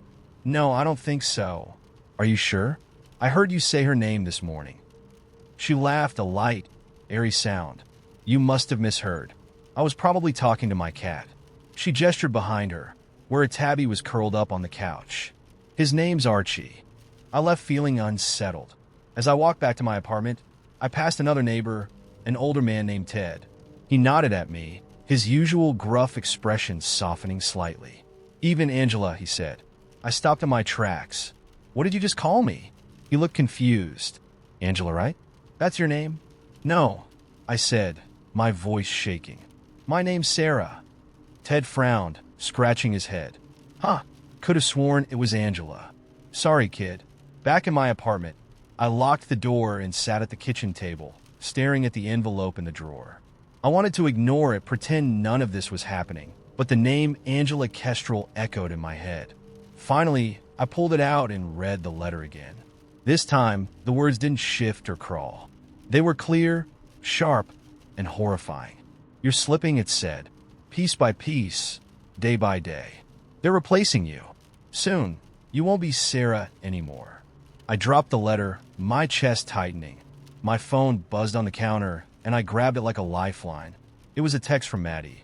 "Forgot to tell you, coffee tomorrow?" Smiley face. I stared at the screen. Maddie and I had never gotten coffee. We barely talked beyond exchanging pleasantries in the hallway. Before I could respond, another text came through. This one was from Ted. "Angela, you left your car lights on."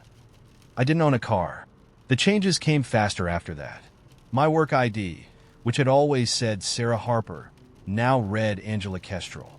When I tried to show my boss, she just smiled and said, "You're not funny, Angela. Get back to work." My friends started calling me Angela, too, their voices filled with an unfamiliar warmth, as if they'd always known me that way. Even my reflection in the mirror began to change. At first, it was subtle. My hair looked a shade darker, my nose slightly thinner. Then one morning, I woke up and didn't recognize myself at all. My reflection was a stranger, her eyes sharp and distant, her lips curled in a faint smile that I wasn't making. I tried to fight it. I showed old photos to Maddie, to Ted, to anyone who would listen, but they all just nodded and said, "That's you, Angela." I even went to my parents' house, desperate for some proof of who I was. But when my mom opened the door, she threw her arms around me and said, "Angela, it's been too long." I stumbled back, shaking my head. "No, Mom, it's me, Sarah." Her smile faltered, confusion clouding her face. "Who's Sarah?" The final straw came last night. I was sitting on the couch, clutching the letter like it was the only thing tethering me to reality, when there was a knock at the door. I didn't answer at first, but the knocking grew louder, more insistent. Finally, I opened it. A woman was standing there, her face pale and familiar. Too familiar. She looked exactly like me, or at least like the version of me I'd been before all of this started. Her eyes were wide, her lips trembling. "Who are you?" she whispered. I couldn't speak. Her voice rose, panic bleeding into it. "Who are you? Why do you look like me?" Behind her, Maddie stepped into the hallway, her smile calm, placid. "Everything okay, Angela?" she asked. The woman, Sarah, turned to Maddie, her eyes desperate. "Help me. Please, I don't know what's happening." Maddie's smile didn't falter. "Don't worry," she said, her voice soothing. "You're just where you're supposed to be." She turned to me then, her eyes sharp. "Aren't you Angela?" I nodded, the words spilling out before I could stop them. "Yes, I'm Anga." The woman, Sarah, stared at me, her face crumpling with despair. Maddie reached out and took her arm, leading her away. "Let's get you home," she said. I closed the door and sat back down on the couch, staring at the letter in my hands. The handwriting was gone now, replaced by a single line of text. "Welcome home, Angela." And for the first time, I couldn't remember why that felt wrong. It was supposed to be a simple side hustle, house sitting for strangers who found me through an app. I'd been doing it for months without issue. Most of the jobs were for out-of-town professionals who wanted someone to water their plants or bring in their mail. Occasionally, there'd be a quirky request, like sorting a spice rack alphabetically or making sure the cat didn't knock over a prized lamp. The gig I took last month seemed no different. If anything, it felt easier than usual. The client, Evelyn, was polite but curt in her messages. She explained she'd be away for a week and just needed someone to keep an eye on the place. No pets, no special instructions, no endless lists of do's and don'ts. Her only request was that I arrive on Monday morning before she left, so she could give me a quick walkthrough. The house was gorgeous, mid-century modern with high ceilings and walls of glass. It sat at the edge of a sprawling property, bordered by thick woods that seemed to stretch forever. Evelyn greeted me at the door, a slender woman in her 50s with sharp cheekbones and an even sharper gaze. Her hair was pulled back in a severe bun, and she carried herself with the kind of confidence that made you feel like you were already doing something wrong. "Thank you for coming," she said briskly, leading me inside. "I'll keep this short. The mail is already sorted. The plants don't need watering. I just want you to be here. Make it look lived in." I nodded, glancing around the immaculate living room. It was decorated with an unsettling precision. Every piece of furniture perfectly angled, every surface spotless. A large glass wall overlooked the woods, the trees casting long shadows in the morning light. "One more thing," Evelyn added, turning to face me. "Don't go into the basement." The abruptness of the statement made me pause. She didn't elaborate, just stared at me with an intensity that made my skin prickle. "Understood," I said, forcing a smile. She left within the hour, and by noon, I had the place to myself. The first day passed uneventfully. I lounged on the sleek leather couch, binge-watched a show, and helped myself to the fancy coffee maker in the kitchen. By nightfall, the house was eerily quiet. The glass walls turned into mirrors after dark, reflecting the dimly lit interior back at me. I couldn't shake the feeling that I was being watched.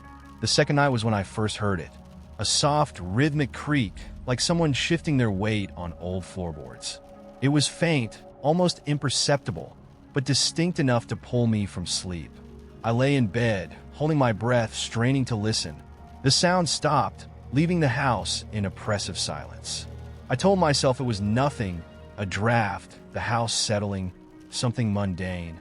But the next night, it happened again. This time, the creaking was accompanied by a faint scraping noise, like nails dragging across wood. It seemed to be coming from below, and I realized with a sinking feeling that the noises were emanating from the basement. I stayed in bed, paralyzed with indecision. Evelyn's words echoed in my mind. "Don't go into the basement." But the sounds didn't stop. They grew louder, more insistent, until it felt like they were just beneath my bed. And then, as suddenly as they started, they ceased. By morning, I convinced myself it was an animal. Maybe a raccoon had gotten in through a vent. I decided to ignore it. Evelyn would be back in a few days, and it wasn't my job to investigate. But the following night, the noises escalated. They didn't just come from the basement anymore. They echoed through the vents, whispers of movement slipping through the walls. I finally broke. Armed with the flashlight on my phone, I crept down the narrow staircase leading to the basement. The air grew colder with each step, and the faint scent of mildew filled my nose. When I reached the bottom, I found myself in a long, dimly lit hallway lined with wooden doors. I froze. Evelyn hadn't mentioned any of this during the walkthrough. The doors were identical, each one fitted with a small, round window like something you'd see in an old hospital. I shone my flashlight into the first window. The room beyond was empty, its concrete walls bare and unremarkable. The second room was the same, but when I reached the third door, my stomach dropped. The glass was smeared with something dark, too thick to be dust. And behind it, a shape moved. I stumbled back, nearly dropping my phone. The shape pressed against the glass. A pale, gaunt face with hollow eyes and a mouth that seemed unnaturally wide. Its head tilted as it stared at me, unblinking. A loud bang echoed through the hallway, and I turned to see one of the other doors rattling violently, as if someone or something was trying to break through. The sound grew deafening, and I bolted up the stairs, slamming the basement door shut behind me. I didn't sleep that night. I sat in the living room, every light turned on, clutching my phone like a lifeline. The house remained silent, but the feeling of being watched was overwhelming. By morning, I had made up my mind to leave. I didn't care about the money, I just wanted out. But as I reached for the door, I froze. There, on the floor, was a note written in the same dark substance I'd seen on the basement window. It read, "You shouldn't have looked." I stumbled back, my heart pounding, Suddenly, my phone buzzed. It was a message from Evelyn. Change of plans. I'll be back tonight. Don't leave the house. I stared at the message, my hands trembling. The door to the basement creaked open behind me. The letter arrived on a Wednesday, folded neatly into a crisp white envelope with no return address. I almost threw it away, thinking it was junk mail, but something about the handwriting caught my attention. It was jagged, uneven, like someone had written it in a rush or with shaking hands. It wasn't addressed to anyone. No dear resident, or to whom it may concern. Just one sentence, written in the same jittery scrawl. You are being watched. Do not acknowledge them. I laughed it off at first. Some weird prank, probably. A bored neighbor or a kid testing their new Halloween stationery. I left it on the kitchen counter and forgot about it, mostly. But later that night, as I was brushing my teeth, I caught something out of the corner of my eye, a shadow moving outside the bathroom window. I live on the second floor. I froze, my toothbrush halfway to my mouth. The light was on, so the window acted like a mirror, reflecting the bathroom back at me. For a second, I thought I'd imagined it. But then the shadow shifted again, blotting out the dim glow of the streetlight behind it. It was tall, thin, and wrong, like it had too many joints, or maybe not enough. I turned off the light, heart pounding, and stared out into the darkness. There was nothing there, just the swaying branches of the old oak in the yard. I stood there for a long time, trying to convince myself it was just my imagination. That was the first night I noticed them. The next day, the letter gnawed at me. I'd glance at it while eating breakfast or folding laundry, as if expecting it to change. But it didn't. Same shaky handwriting, same ominous message. By the time the sun set, I couldn't shake the unease. I kept all the blinds drawn and turned off every unnecessary light. Even then, I couldn't relax. Around midnight, I saw them again. Not just one this time. There were two, standing on the edge of the lawn, barely visible in the pale glow of the street lamp. They didn't move, didn't shift their weight, didn't even seem to breathe. They just stood there, watching. I told myself they were just people.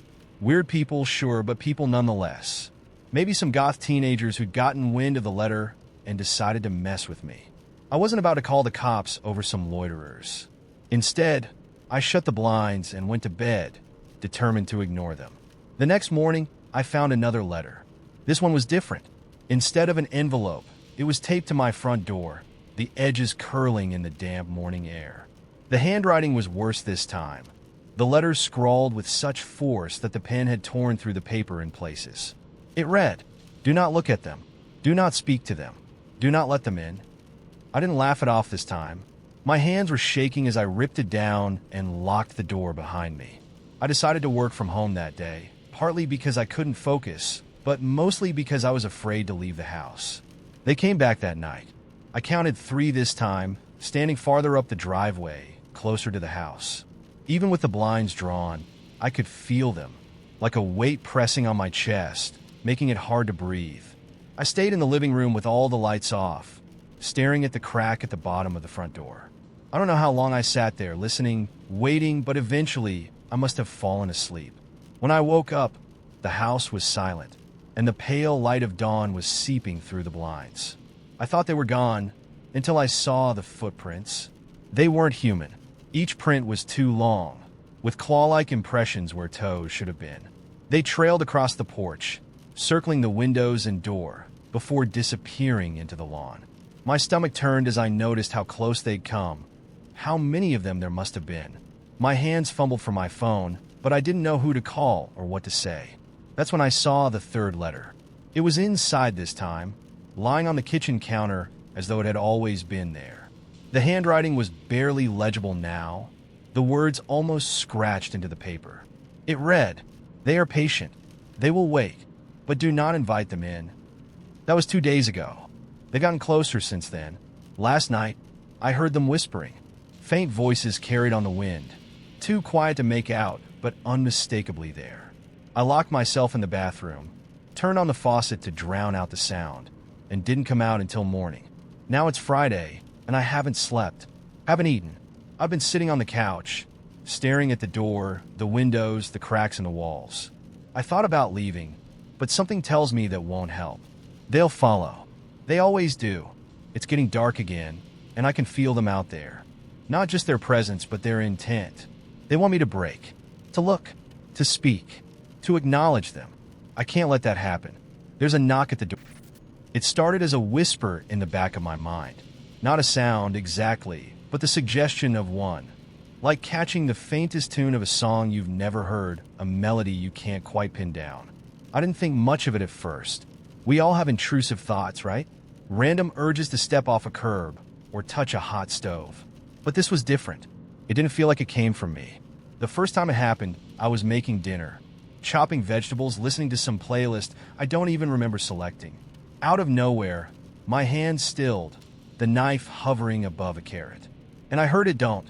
I glanced over my shoulder, half expecting someone to be standing there, but I was alone. The knife trembled in my grip as I stared at the carrot, now strangely ominous. I told myself I was being ridiculous. Just my imagination playing tricks on me. I shook my head, finished chopping, and pushed the thought aside. But then it happened again, and again. The whispers grew stronger. Not louder, exactly, but more persistent. They didn't make demands, not at first. They just planted doubts. I'd be halfway to work, and suddenly couldn't remember if I'd locked the door. My legs would lock up on the stairs as I became convinced I'd missed a step. I started to feel watched, but not from outside. It was inside, behind my eyes, looking out. The moment I knew something was wrong was when I lost my temper at work. I've always been patient, annoyingly so, according to my ex.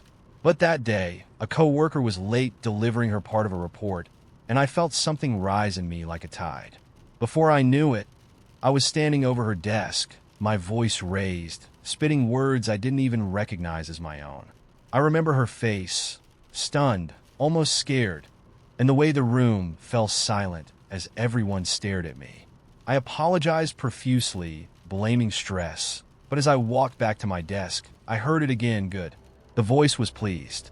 I started keeping track after that, writing down anything that felt strange or out of place. I kept the notebook on me at all times, checking it compulsively, afraid I'd miss something. That's when I noticed the gaps. Whole hours, sometimes entire days, where I couldn't account for where I'd been or what I'd done. I'd wake up in my bed, fully dressed, my shoes muddy, or find receipts in my pocket for places I'd never been. Once, I found a photograph folded into my jacket, a Polaroid of me sitting in a diner booth. My eyes were wide, unblinking, and my smile didn't reach my eyes. I didn't own a Polaroid camera. The voice became bolder after that. It no longer whispered. It goaded, teased, demanded. It started small, nudging me to take the long way home or leave the house at odd hours. Then it got stranger. I'd be walking to my car, and the voice would tell me to stop, to wait, to turn around. Once, it told me to leave my keys in the ignition and walk away. I did it, not even questioning why. It wasn't until I was halfway down the block that I realized what I'd done and sprinted back to find my car untouched. The worst part wasn't the voice itself. It was the moments of blankness. The times when I knew I was doing something I wouldn't normally do, but I couldn't stop myself. It was like being a passenger in my own body, watching as I smiled at strangers, lingered in alleyways, touched things I didn't recognize as mine. My handwriting started to change too, sloppier, less controlled, as if someone else was using my hands. I'd write notes to myself. Remember who you are, don't trust it, fight it. But they would disappear, replaced with new messages in the same notebook. You're mine now.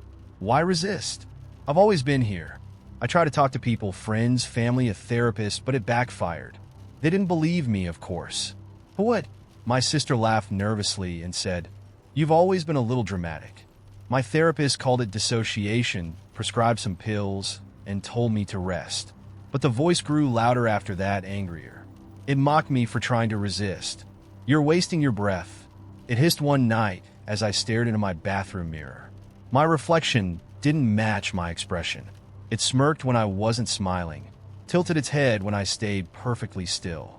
I pressed my palms to the counter, trying to steady myself, but my reflection leaned closer, its eyes gleaming with something cold and hungry. "You think you can stop this? You think you're still you?" I didn't recognize the voice anymore. It wasn't mine, and it wasn't human. Things spiraled after that. I stopped going to work, stopped leaving the house altogether. I covered every mirror, turned off every screen, terrified of seeing that thing again. But it didn't help. The voice didn't need mirrors. It was always there, always waiting. I started to feel like I wasn't alone in my own skin, like I was sharing it with something ancient and malevolent. My body didn't feel like mine anymore. My hands moved without permission. My feet carried me to places I didn't want to go. Sometimes I'd wake up in the middle of the night, standing in the backyard, staring up at the stars. Last week, I woke up in the woods miles from home. My clothes were torn, my hands filthy. There were scratches on my arms, but I didn't feel any pain. I stumbled back to my house, shaking, and found a note taped to my door in my handwriting. "You're almost ready." Ready for what? I started to wonder if I ever had control. If this thing has been with me all along, steering me, shaping me, making me believe I was in charge. Maybe it's been waiting for something, biding its time until I was weak enough to take completely. I don't know what it wants, but I'm afraid I'm running out of time to stop it. I can feel it now more than ever. It doesn't need to whisper anymore. It doesn't have to hide. It's in my hands when they tremble, in my voice when it breaks, in my mind when it tells me to give in. And the worst part? Sometimes I think maybe it's right. Maybe I'm not me anymore. Maybe I never was. It was lounging on the hood of my car when I left my apartment early for work, a little ball of fur the color of storm clouds. It didn't look at me, didn't flinch when I jingled my keys, just sat there, licking its paw like it owned the car. I'd never seen a stray in the neighborhood, let alone one so bold. When I nudged it gently with my briefcase, it hopped off without protest, landing with a grace that made me pause. There was something off about the way it moved, almost mechanical, like it wasn't quite calibrated for gravity. I drove off, forgot about the cat, and went about my day. But when I came back, it was there again. Same car, same spot, same lazy posture like it hadn't moved an inch in the 12 hours I'd been gone. The air around it felt oddly still. I waved my hand at it, expecting it to jump this time, but it just blinked at me, slow and deliberate, like it knew I'd come back. The hair on my arm stood up, and I hurried inside without looking back. That should have been the end of it, but it wasn't. The next morning, the cat was there again. Same place, same storm cloud fur, same unnerving stillness. This time I was certain it was the exact same pose, down to the angle of its tail draped over the edge of the hood. It was like someone had hit pause on it. I yelled at it, stomped my foot, even clapped my hands right next to its face. The cat didn't move. It just blinked at me again, slow and deliberate, before hopping down with that same mechanical grace. Something about the sound of its landing made me shudder, like the thud wasn't quite synced to the motion. That day, I noticed something else. My coworker Lisa was wearing the same mustard yellow cardigan she'd worn the day before. Normally, I wouldn't care, but Lisa was one of those people who made a point of dressing impeccably. Always new outfits, always coordinated. "Isn't that the same sweater from yesterday?" I asked casually, gesturing at her as she grabbed her coffee. She frowned at me. "No, this is new. Got it on sale last week." Her tone was clipped, defensive, and I immediately felt stupid for asking. But the whole thing itched at the back of my mind. When I got home that evening, the cat was waiting for me again. For the next few days, everything felt off. It wasn't just a cat anymore. The mailman started showing up at the exact same time every morning, stepping onto my porch in the exact same rhythm, dropping the mail in the same way. I left my blinds cracked open one afternoon just to watch, and sure enough, he did the same thing again, down to the way his hand lingered on the railing before he turned. It wasn't just him. My upstairs neighbor's laughter echoed down the stairwell every evening at 7:12, like clockwork. The sound was always the same, like a soundbite pulled from an archive. My phone buzzed with notifications for emails I'd already deleted. Conversations at work began to feel scripted, eerily predictable. I couldn't unsee it. One night I decided to test it. I moved my car to a different parking space. I left my porch light off and sat in the dark, staring out the window, waiting. At exactly 6:47 a.m., the cat appeared out of nowhere. It jumped onto my car, my newly parked car, and settled into its usual pose like nothing had changed. My pulse thundered in my ears as I sat there, frozen. It wasn't just odd anymore. It was impossible. The breaking point came the following Friday. I was walking home from the corner store, arms loaded with groceries, when I saw a man standing on the corner near my building. He was tall, wearing a faded baseball cap and a hoodie, his hands stuffed in his pockets. At first, I thought nothing of him, just another guy loitering. But when I glanced back a block later, he was there again. Same pose, same distance from me, like he'd been copy-pasted into my path. My stomach dropped, but I told myself I was imagining things. When I turned the final corner to my building, he was there for a third time.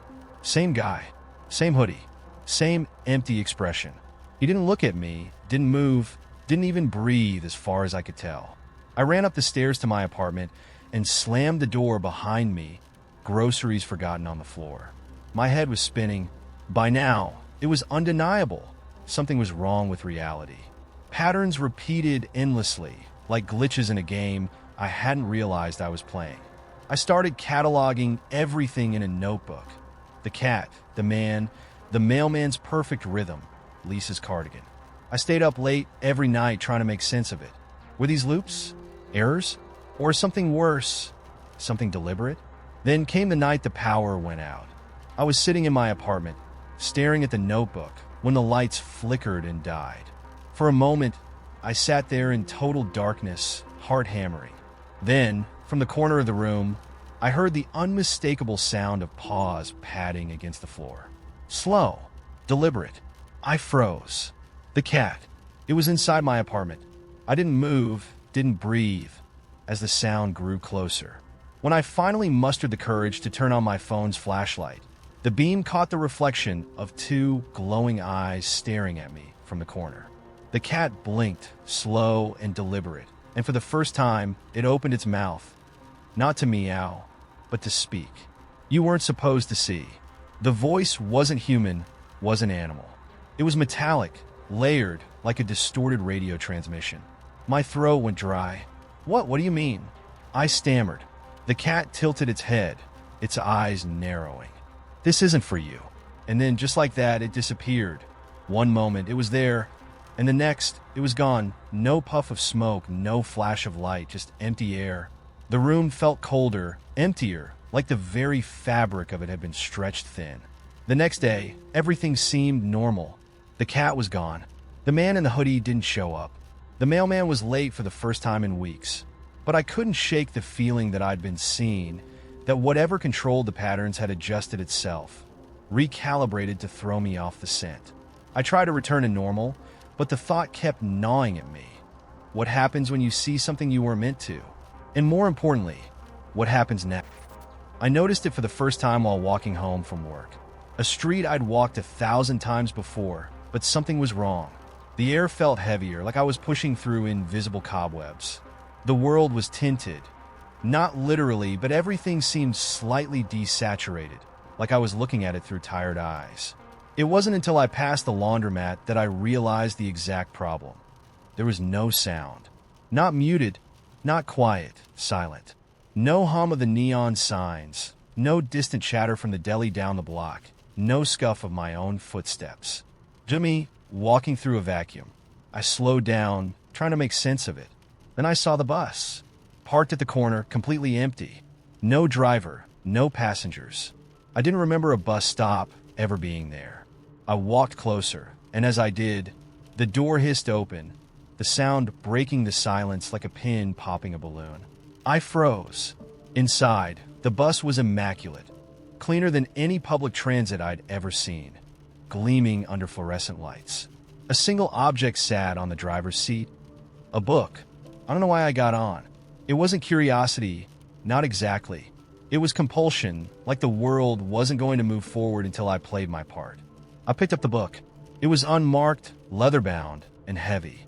I opened it. The first page was blank, but the second wasn't. There was a list of names, all written in neat, looping handwriting. I scanned it, and my chest tightened when I saw my own name, neatly sandwiched between Elena Marcus and Michael R. Grant. I flipped through the pages, but they were blank. Only that one page had anything written on it. When I stepped off the bus, the sound was back. Cars rolled by, The deli's door jingled as a customer walked out. Someone laughed down the block. The bus was gone. For days, I tried to ignore it. Work was normal.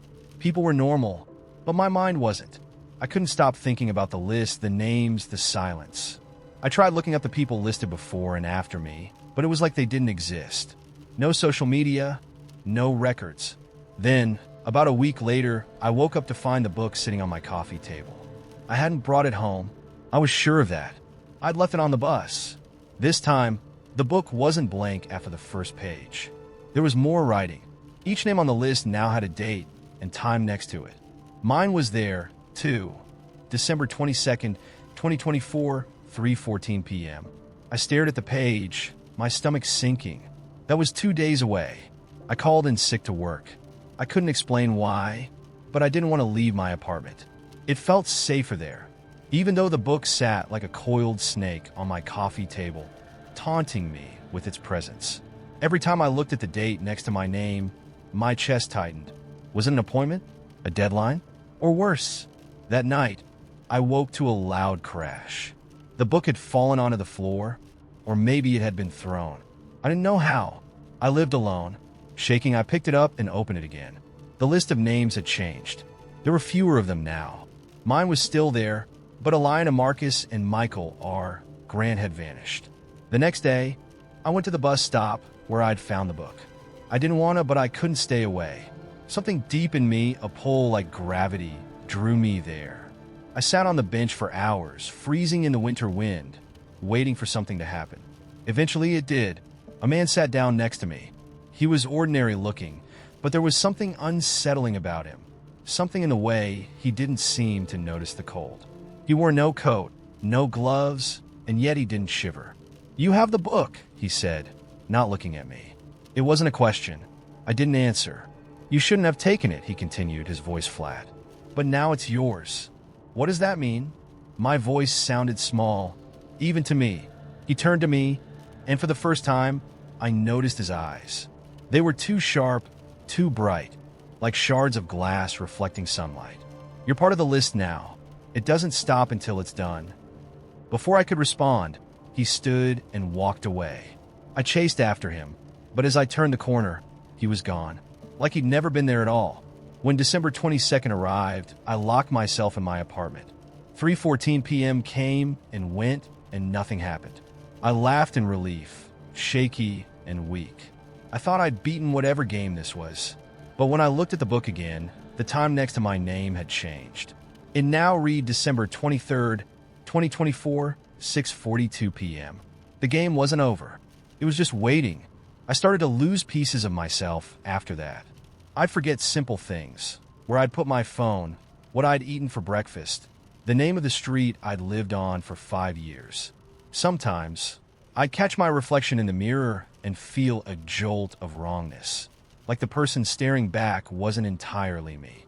The book grew heavier, its pages filling with more names, more dates. And then, 2 nights before my new date, I woke up to find my reflection standing in the middle of my room. It wasn't moving, just standing there, watching me with empty, expressionless eyes. I screamed, but no sound came out. I reached for the lamp on my bedside table, but when I blinked, the reflection was gone. The book, however, was now lying open at the foot of my bed, a new note scrawled beneath my name. "You can't run." I stopped sleeping after that. What was the point? Whether I hid or fought or tried to escape, I knew the book wouldn't let me. My date came closer and closer, ticking down like a bomb I couldn't disarm. And now, as I sit here writing this, it's 6:40 p.m. on December 23rd. 2 minutes left. The book is open beside me, glowing faintly like the numbers are alive. My reflection is back, standing in the corner of the room, smiling now. It's waiting. I'm not sure what happens at 6:42, but whatever it is, I'm out of time. I first noticed something strange when the street lamp outside my apartment started flickering. It wasn't the flickering itself that caught my attention. That was just the kind of thing old street lamps did. What threw me off was the timing. Every time I looked at it, it flickered. Not occasionally, not coincidentally, every time. If I looked away and then glanced back, the bulb would blink as if it was acknowledging me.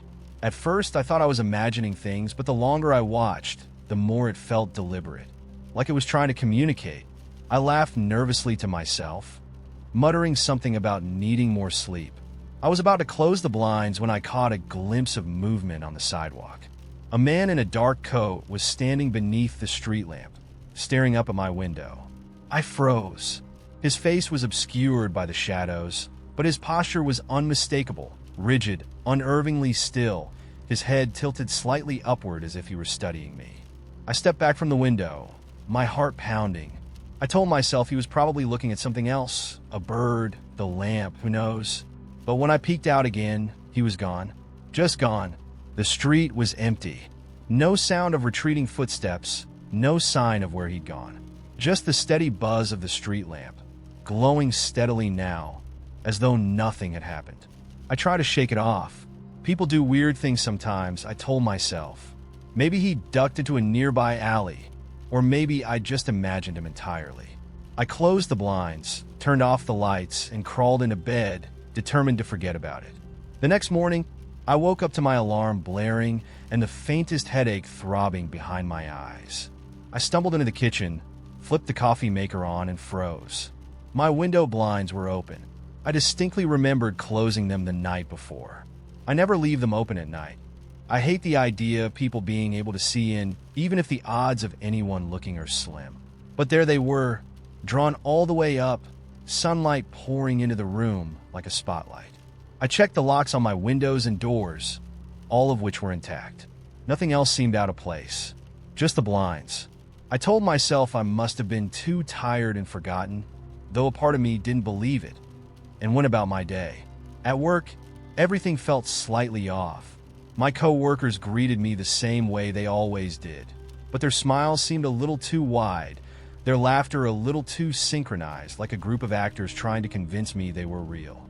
The office coffee tasted strange, though no one else seemed to notice. Even my computer felt wrong, the keyboard clacking under my fingers with a hollow echo I'd never noticed before. By the time I got home, I was desperate to shake the weirdness. I tossed my keys on the counter, set my bag down, and immediately checked the blinds. Closed, just as I'd left them that morning. I exhaled, relieved, and let myself settle onto the couch. That's when I noticed the book. It was sitting on the coffee table, a slim, leather-bound volume with no title or markings on the cover. I didn't own it. I picked it up hesitantly, the leather cool and soft beneath my fingers. When I opened it, the pages were blank, all except the first one, which bore a single handwritten sentence. "You are being watched." I dropped the book like it had burned me. My breath came fast and shallow as I stared at it, waiting for it to explain itself. The words were written in an elegant, looping script I didn't recognize. I grabbed my phone, took a picture, and sent it to my friend Alex with the caption, "Found this in my apartment.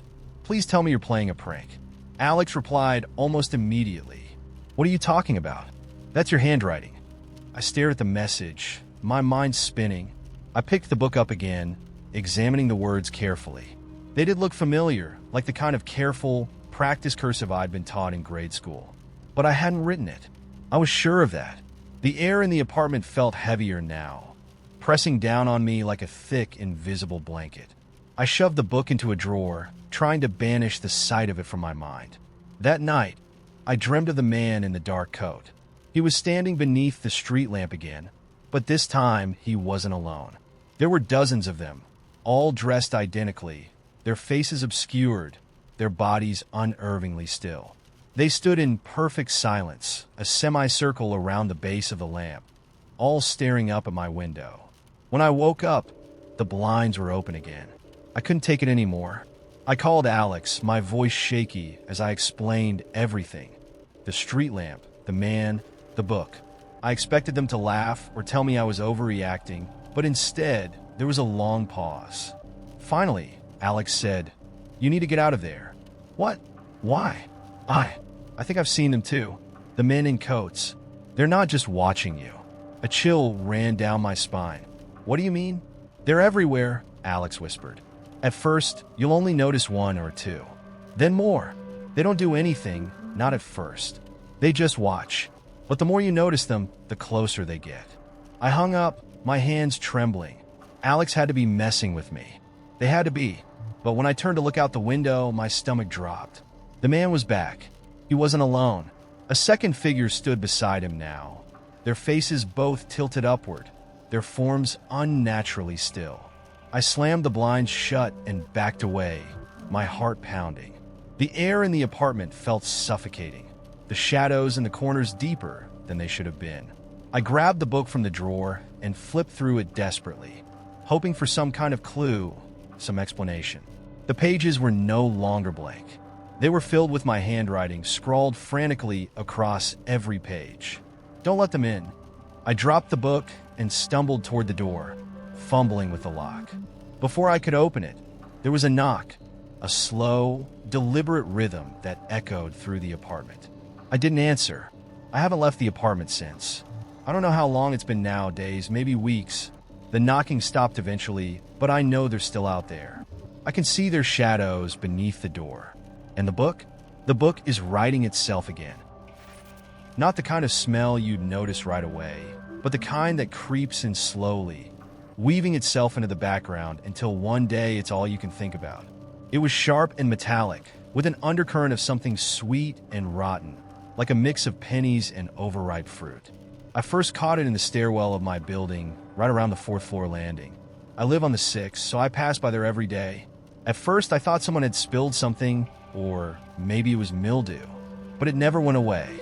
By the end of the week, I was holding my breath whenever I passed that spot. I even stopped a maintenance guy one day and asked if he could take a look. He sniffed the air, wrinkled his nose, and shrugged. Probably a dead rat in the walls, he said. It'll fade. Except it didn't fade. It got worse. By the second week, the smell was thick, clinging to my clothes whenever I passed through. I started avoiding the stairs altogether, even though the elevator was painfully slow. But then the smell made its way into the hallway outside my apartment. That's when I decided to investigate. It was late, close to midnight, and the building was quiet. I grabbed a flashlight and headed down to the 4th floor. The smell hit me like a wall as soon as I stepped off the stairs. It was strongest near the far end of the hall, where there was a small utility closet.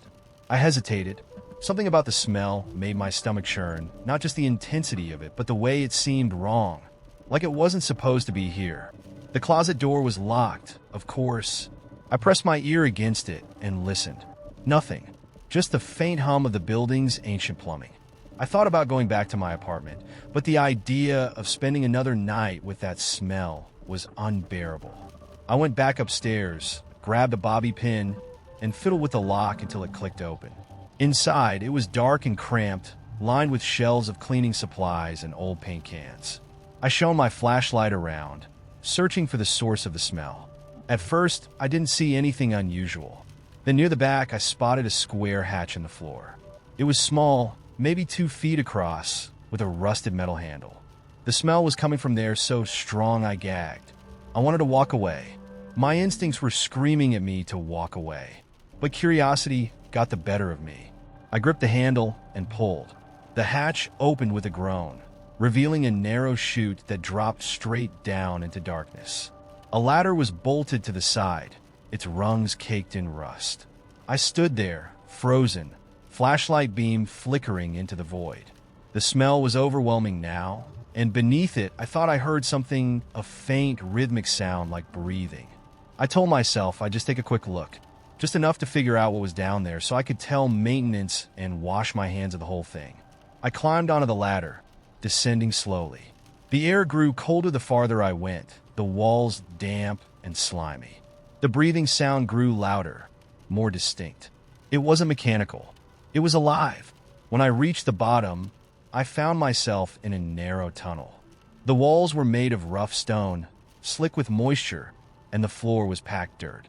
My flashlight beam barely cut through the darkness, but I could see the tunnel stretch far in both directions. The smell was overpowering now, like blood and decay. I should have gone back. I should have climbed back up the ladder and called someone, anyone, but instead I moved forward. The breathing grew louder with each step. It echoed through the tunnel, deep and wet, like something massive was drawing air into its lungs.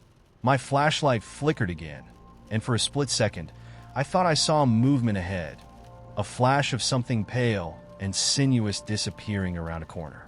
"Hello!" I called, my voice trembling. The breathing stopped. For a moment, the silence was absolute.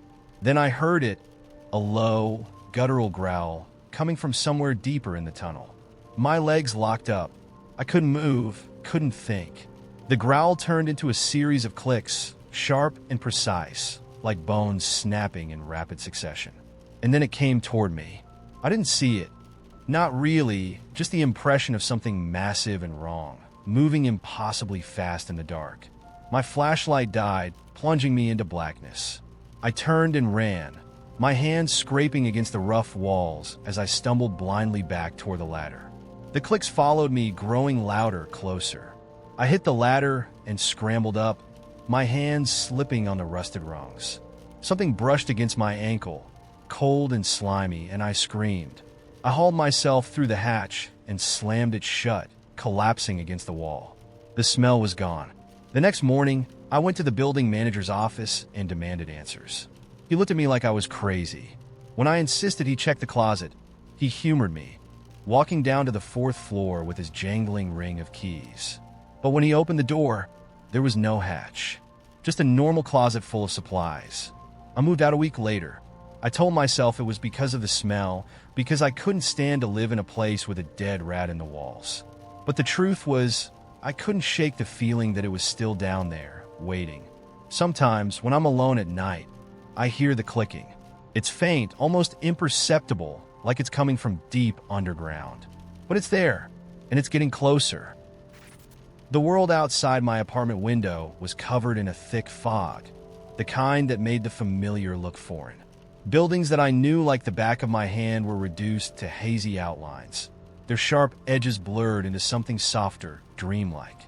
I stood at the window with a cup of coffee that had gone cold, staring at the shifting mist like it might reveal something. The sound of the city was muted, muffled by the fog, but every so often, a distant horn or the hiss of tires on wet pavement reminded me I wasn't alone.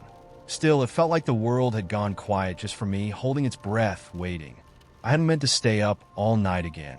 The glow of the laptop on my desk was the only light in the room, casting long shadows across the cluttered bookshelves and the peeling wallpaper. My latest draft, a short story I'd been chipping away at for weeks, sat open on the screen, its blinking cursor mocking me. I'd written and rewritten the same paragraph so many times it felt more like a labyrinth than a story, and every path led to the same dead end. "Good morning, failure," I muttered, closing the laptop with a little too much force. The sound echoed in the stillness.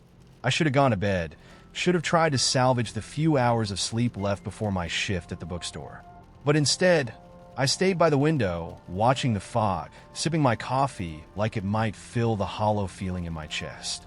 That's when I saw her. She appeared out of the fog like a character from a noir film. First just a shadow, then a silhouette, and finally, a woman. She was tall and elegant, dressed in a trench coat that billowed slightly as she walked.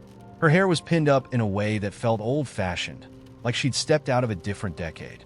She carried a black umbrella, though it wasn't raining, and her strides were deliberate, as if she had somewhere important to be.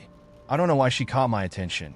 There was nothing particularly unusual about her, but something about the way she moved made it impossible to look away. She stopped directly across the street from my building, standing under the flickering streetlight. For a moment, she just stood there, staring into the fog. Then, slowly, she turned her head and looked up, right at me. I froze, my coffee cup halfway to my lips.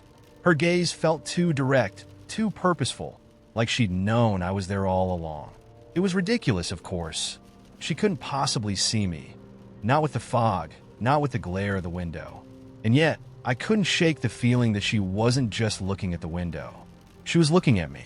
We stayed like that for a few long, uncomfortable seconds. Then she smiled, a small, knowing smile that sent a chill down my spine, and turned away, disappearing back into the fog as quickly as she'd come. I let out a breath I hadn't realized I was holding. My heart was racing, though I couldn't explain why. It wasn't fear exactly. It was something stranger, something that felt like recognition.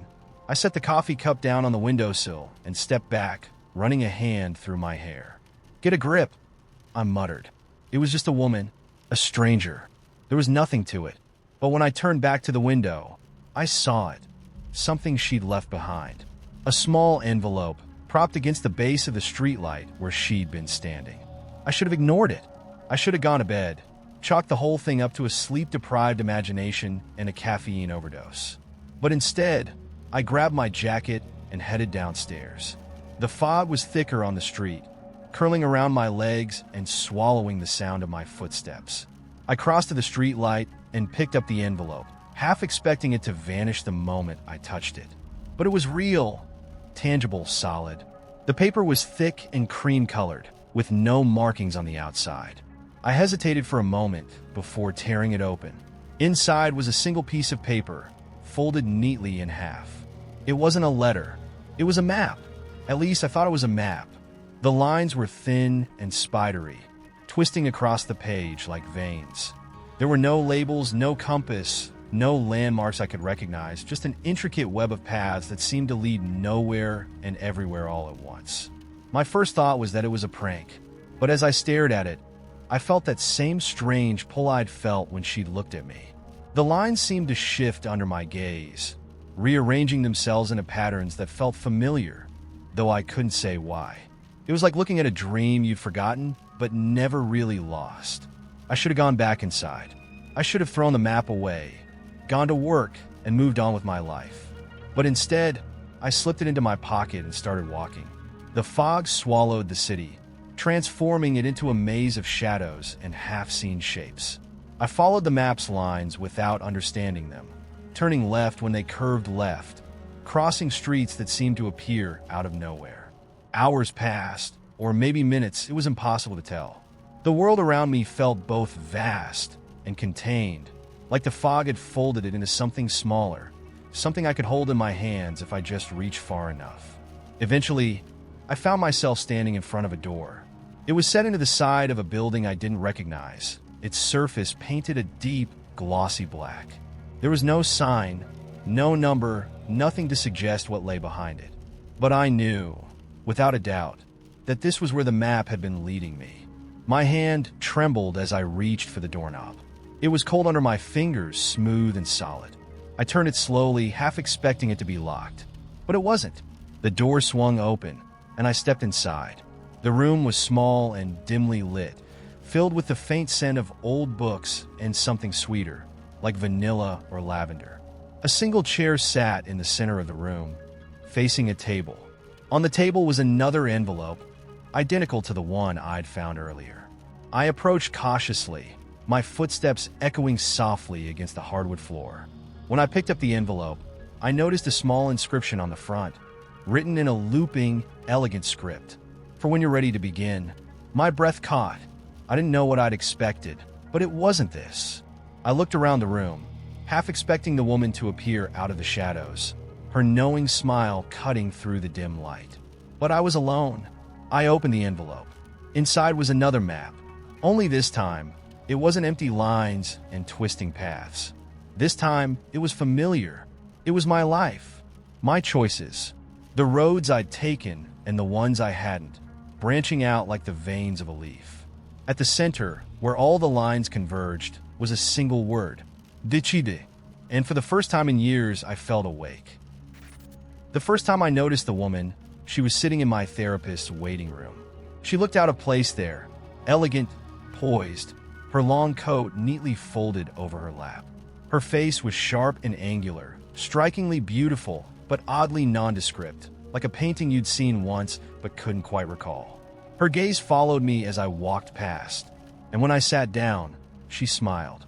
It wasn't unfriendly, but it wasn't warm either.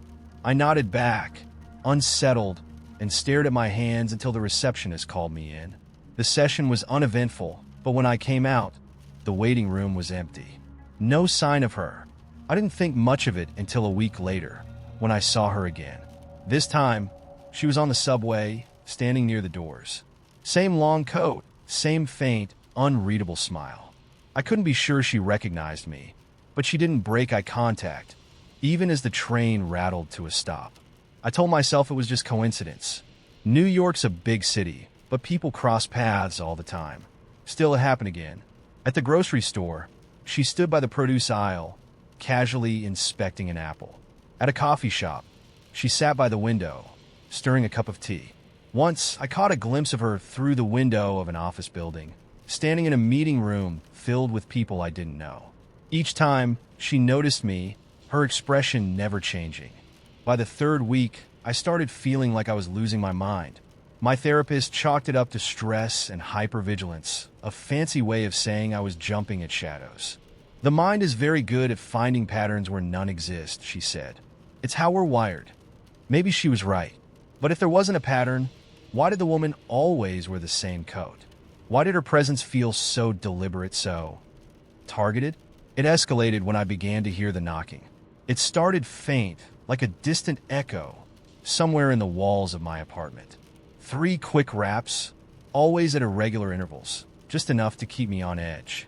I convinced myself it was my upstairs neighbor, or the pipes, or something equally mundane. But then it began happening outside of my apartment. On the train, at work, even in the park, I'd hear it. 3 sharp knocks, always close enough to feel personal. One night, I woke up to find her standing in my living room. I froze in bed, my heart pounding so loudly I thought it would wake her, or whatever she was. She stood by the window, her back to me, her hands folded neatly in front of her. I don't know how long I lay there, paralyzed, but eventually I mustered the courage to sit up. "Who are you?" I demanded, my voice cracking. She turned slowly, her face bathed in the pale glow of a streetlight. Her smile was gone. "You've always known me," she said, her voice low and resonant, like a note plucked from a bass string. And then she was gone. I didn't sleep for the next 3 days. Coffee kept me upright, but my nerves were frayed. I started noticing things out of place in my apartment. A chair moved slightly, a drawer left open, a single glass of water on the counter that I hadn't poured.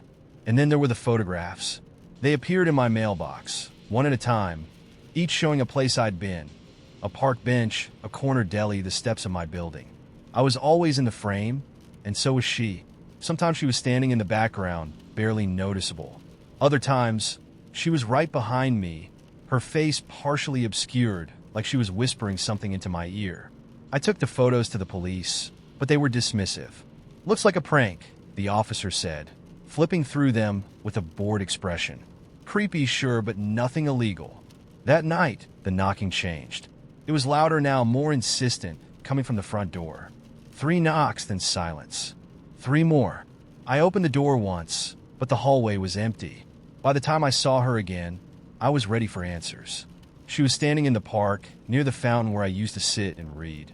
I walked straight up to her, fueled by exhaustion and desperation. "Why are you following me?" I demanded. She tilted her head, studying me. For the first time, her expression softened. "Because you're ready," she said. "Ready for what?" "To remember." And then she touched my forehead, and the world cracked open. I was no longer in the park.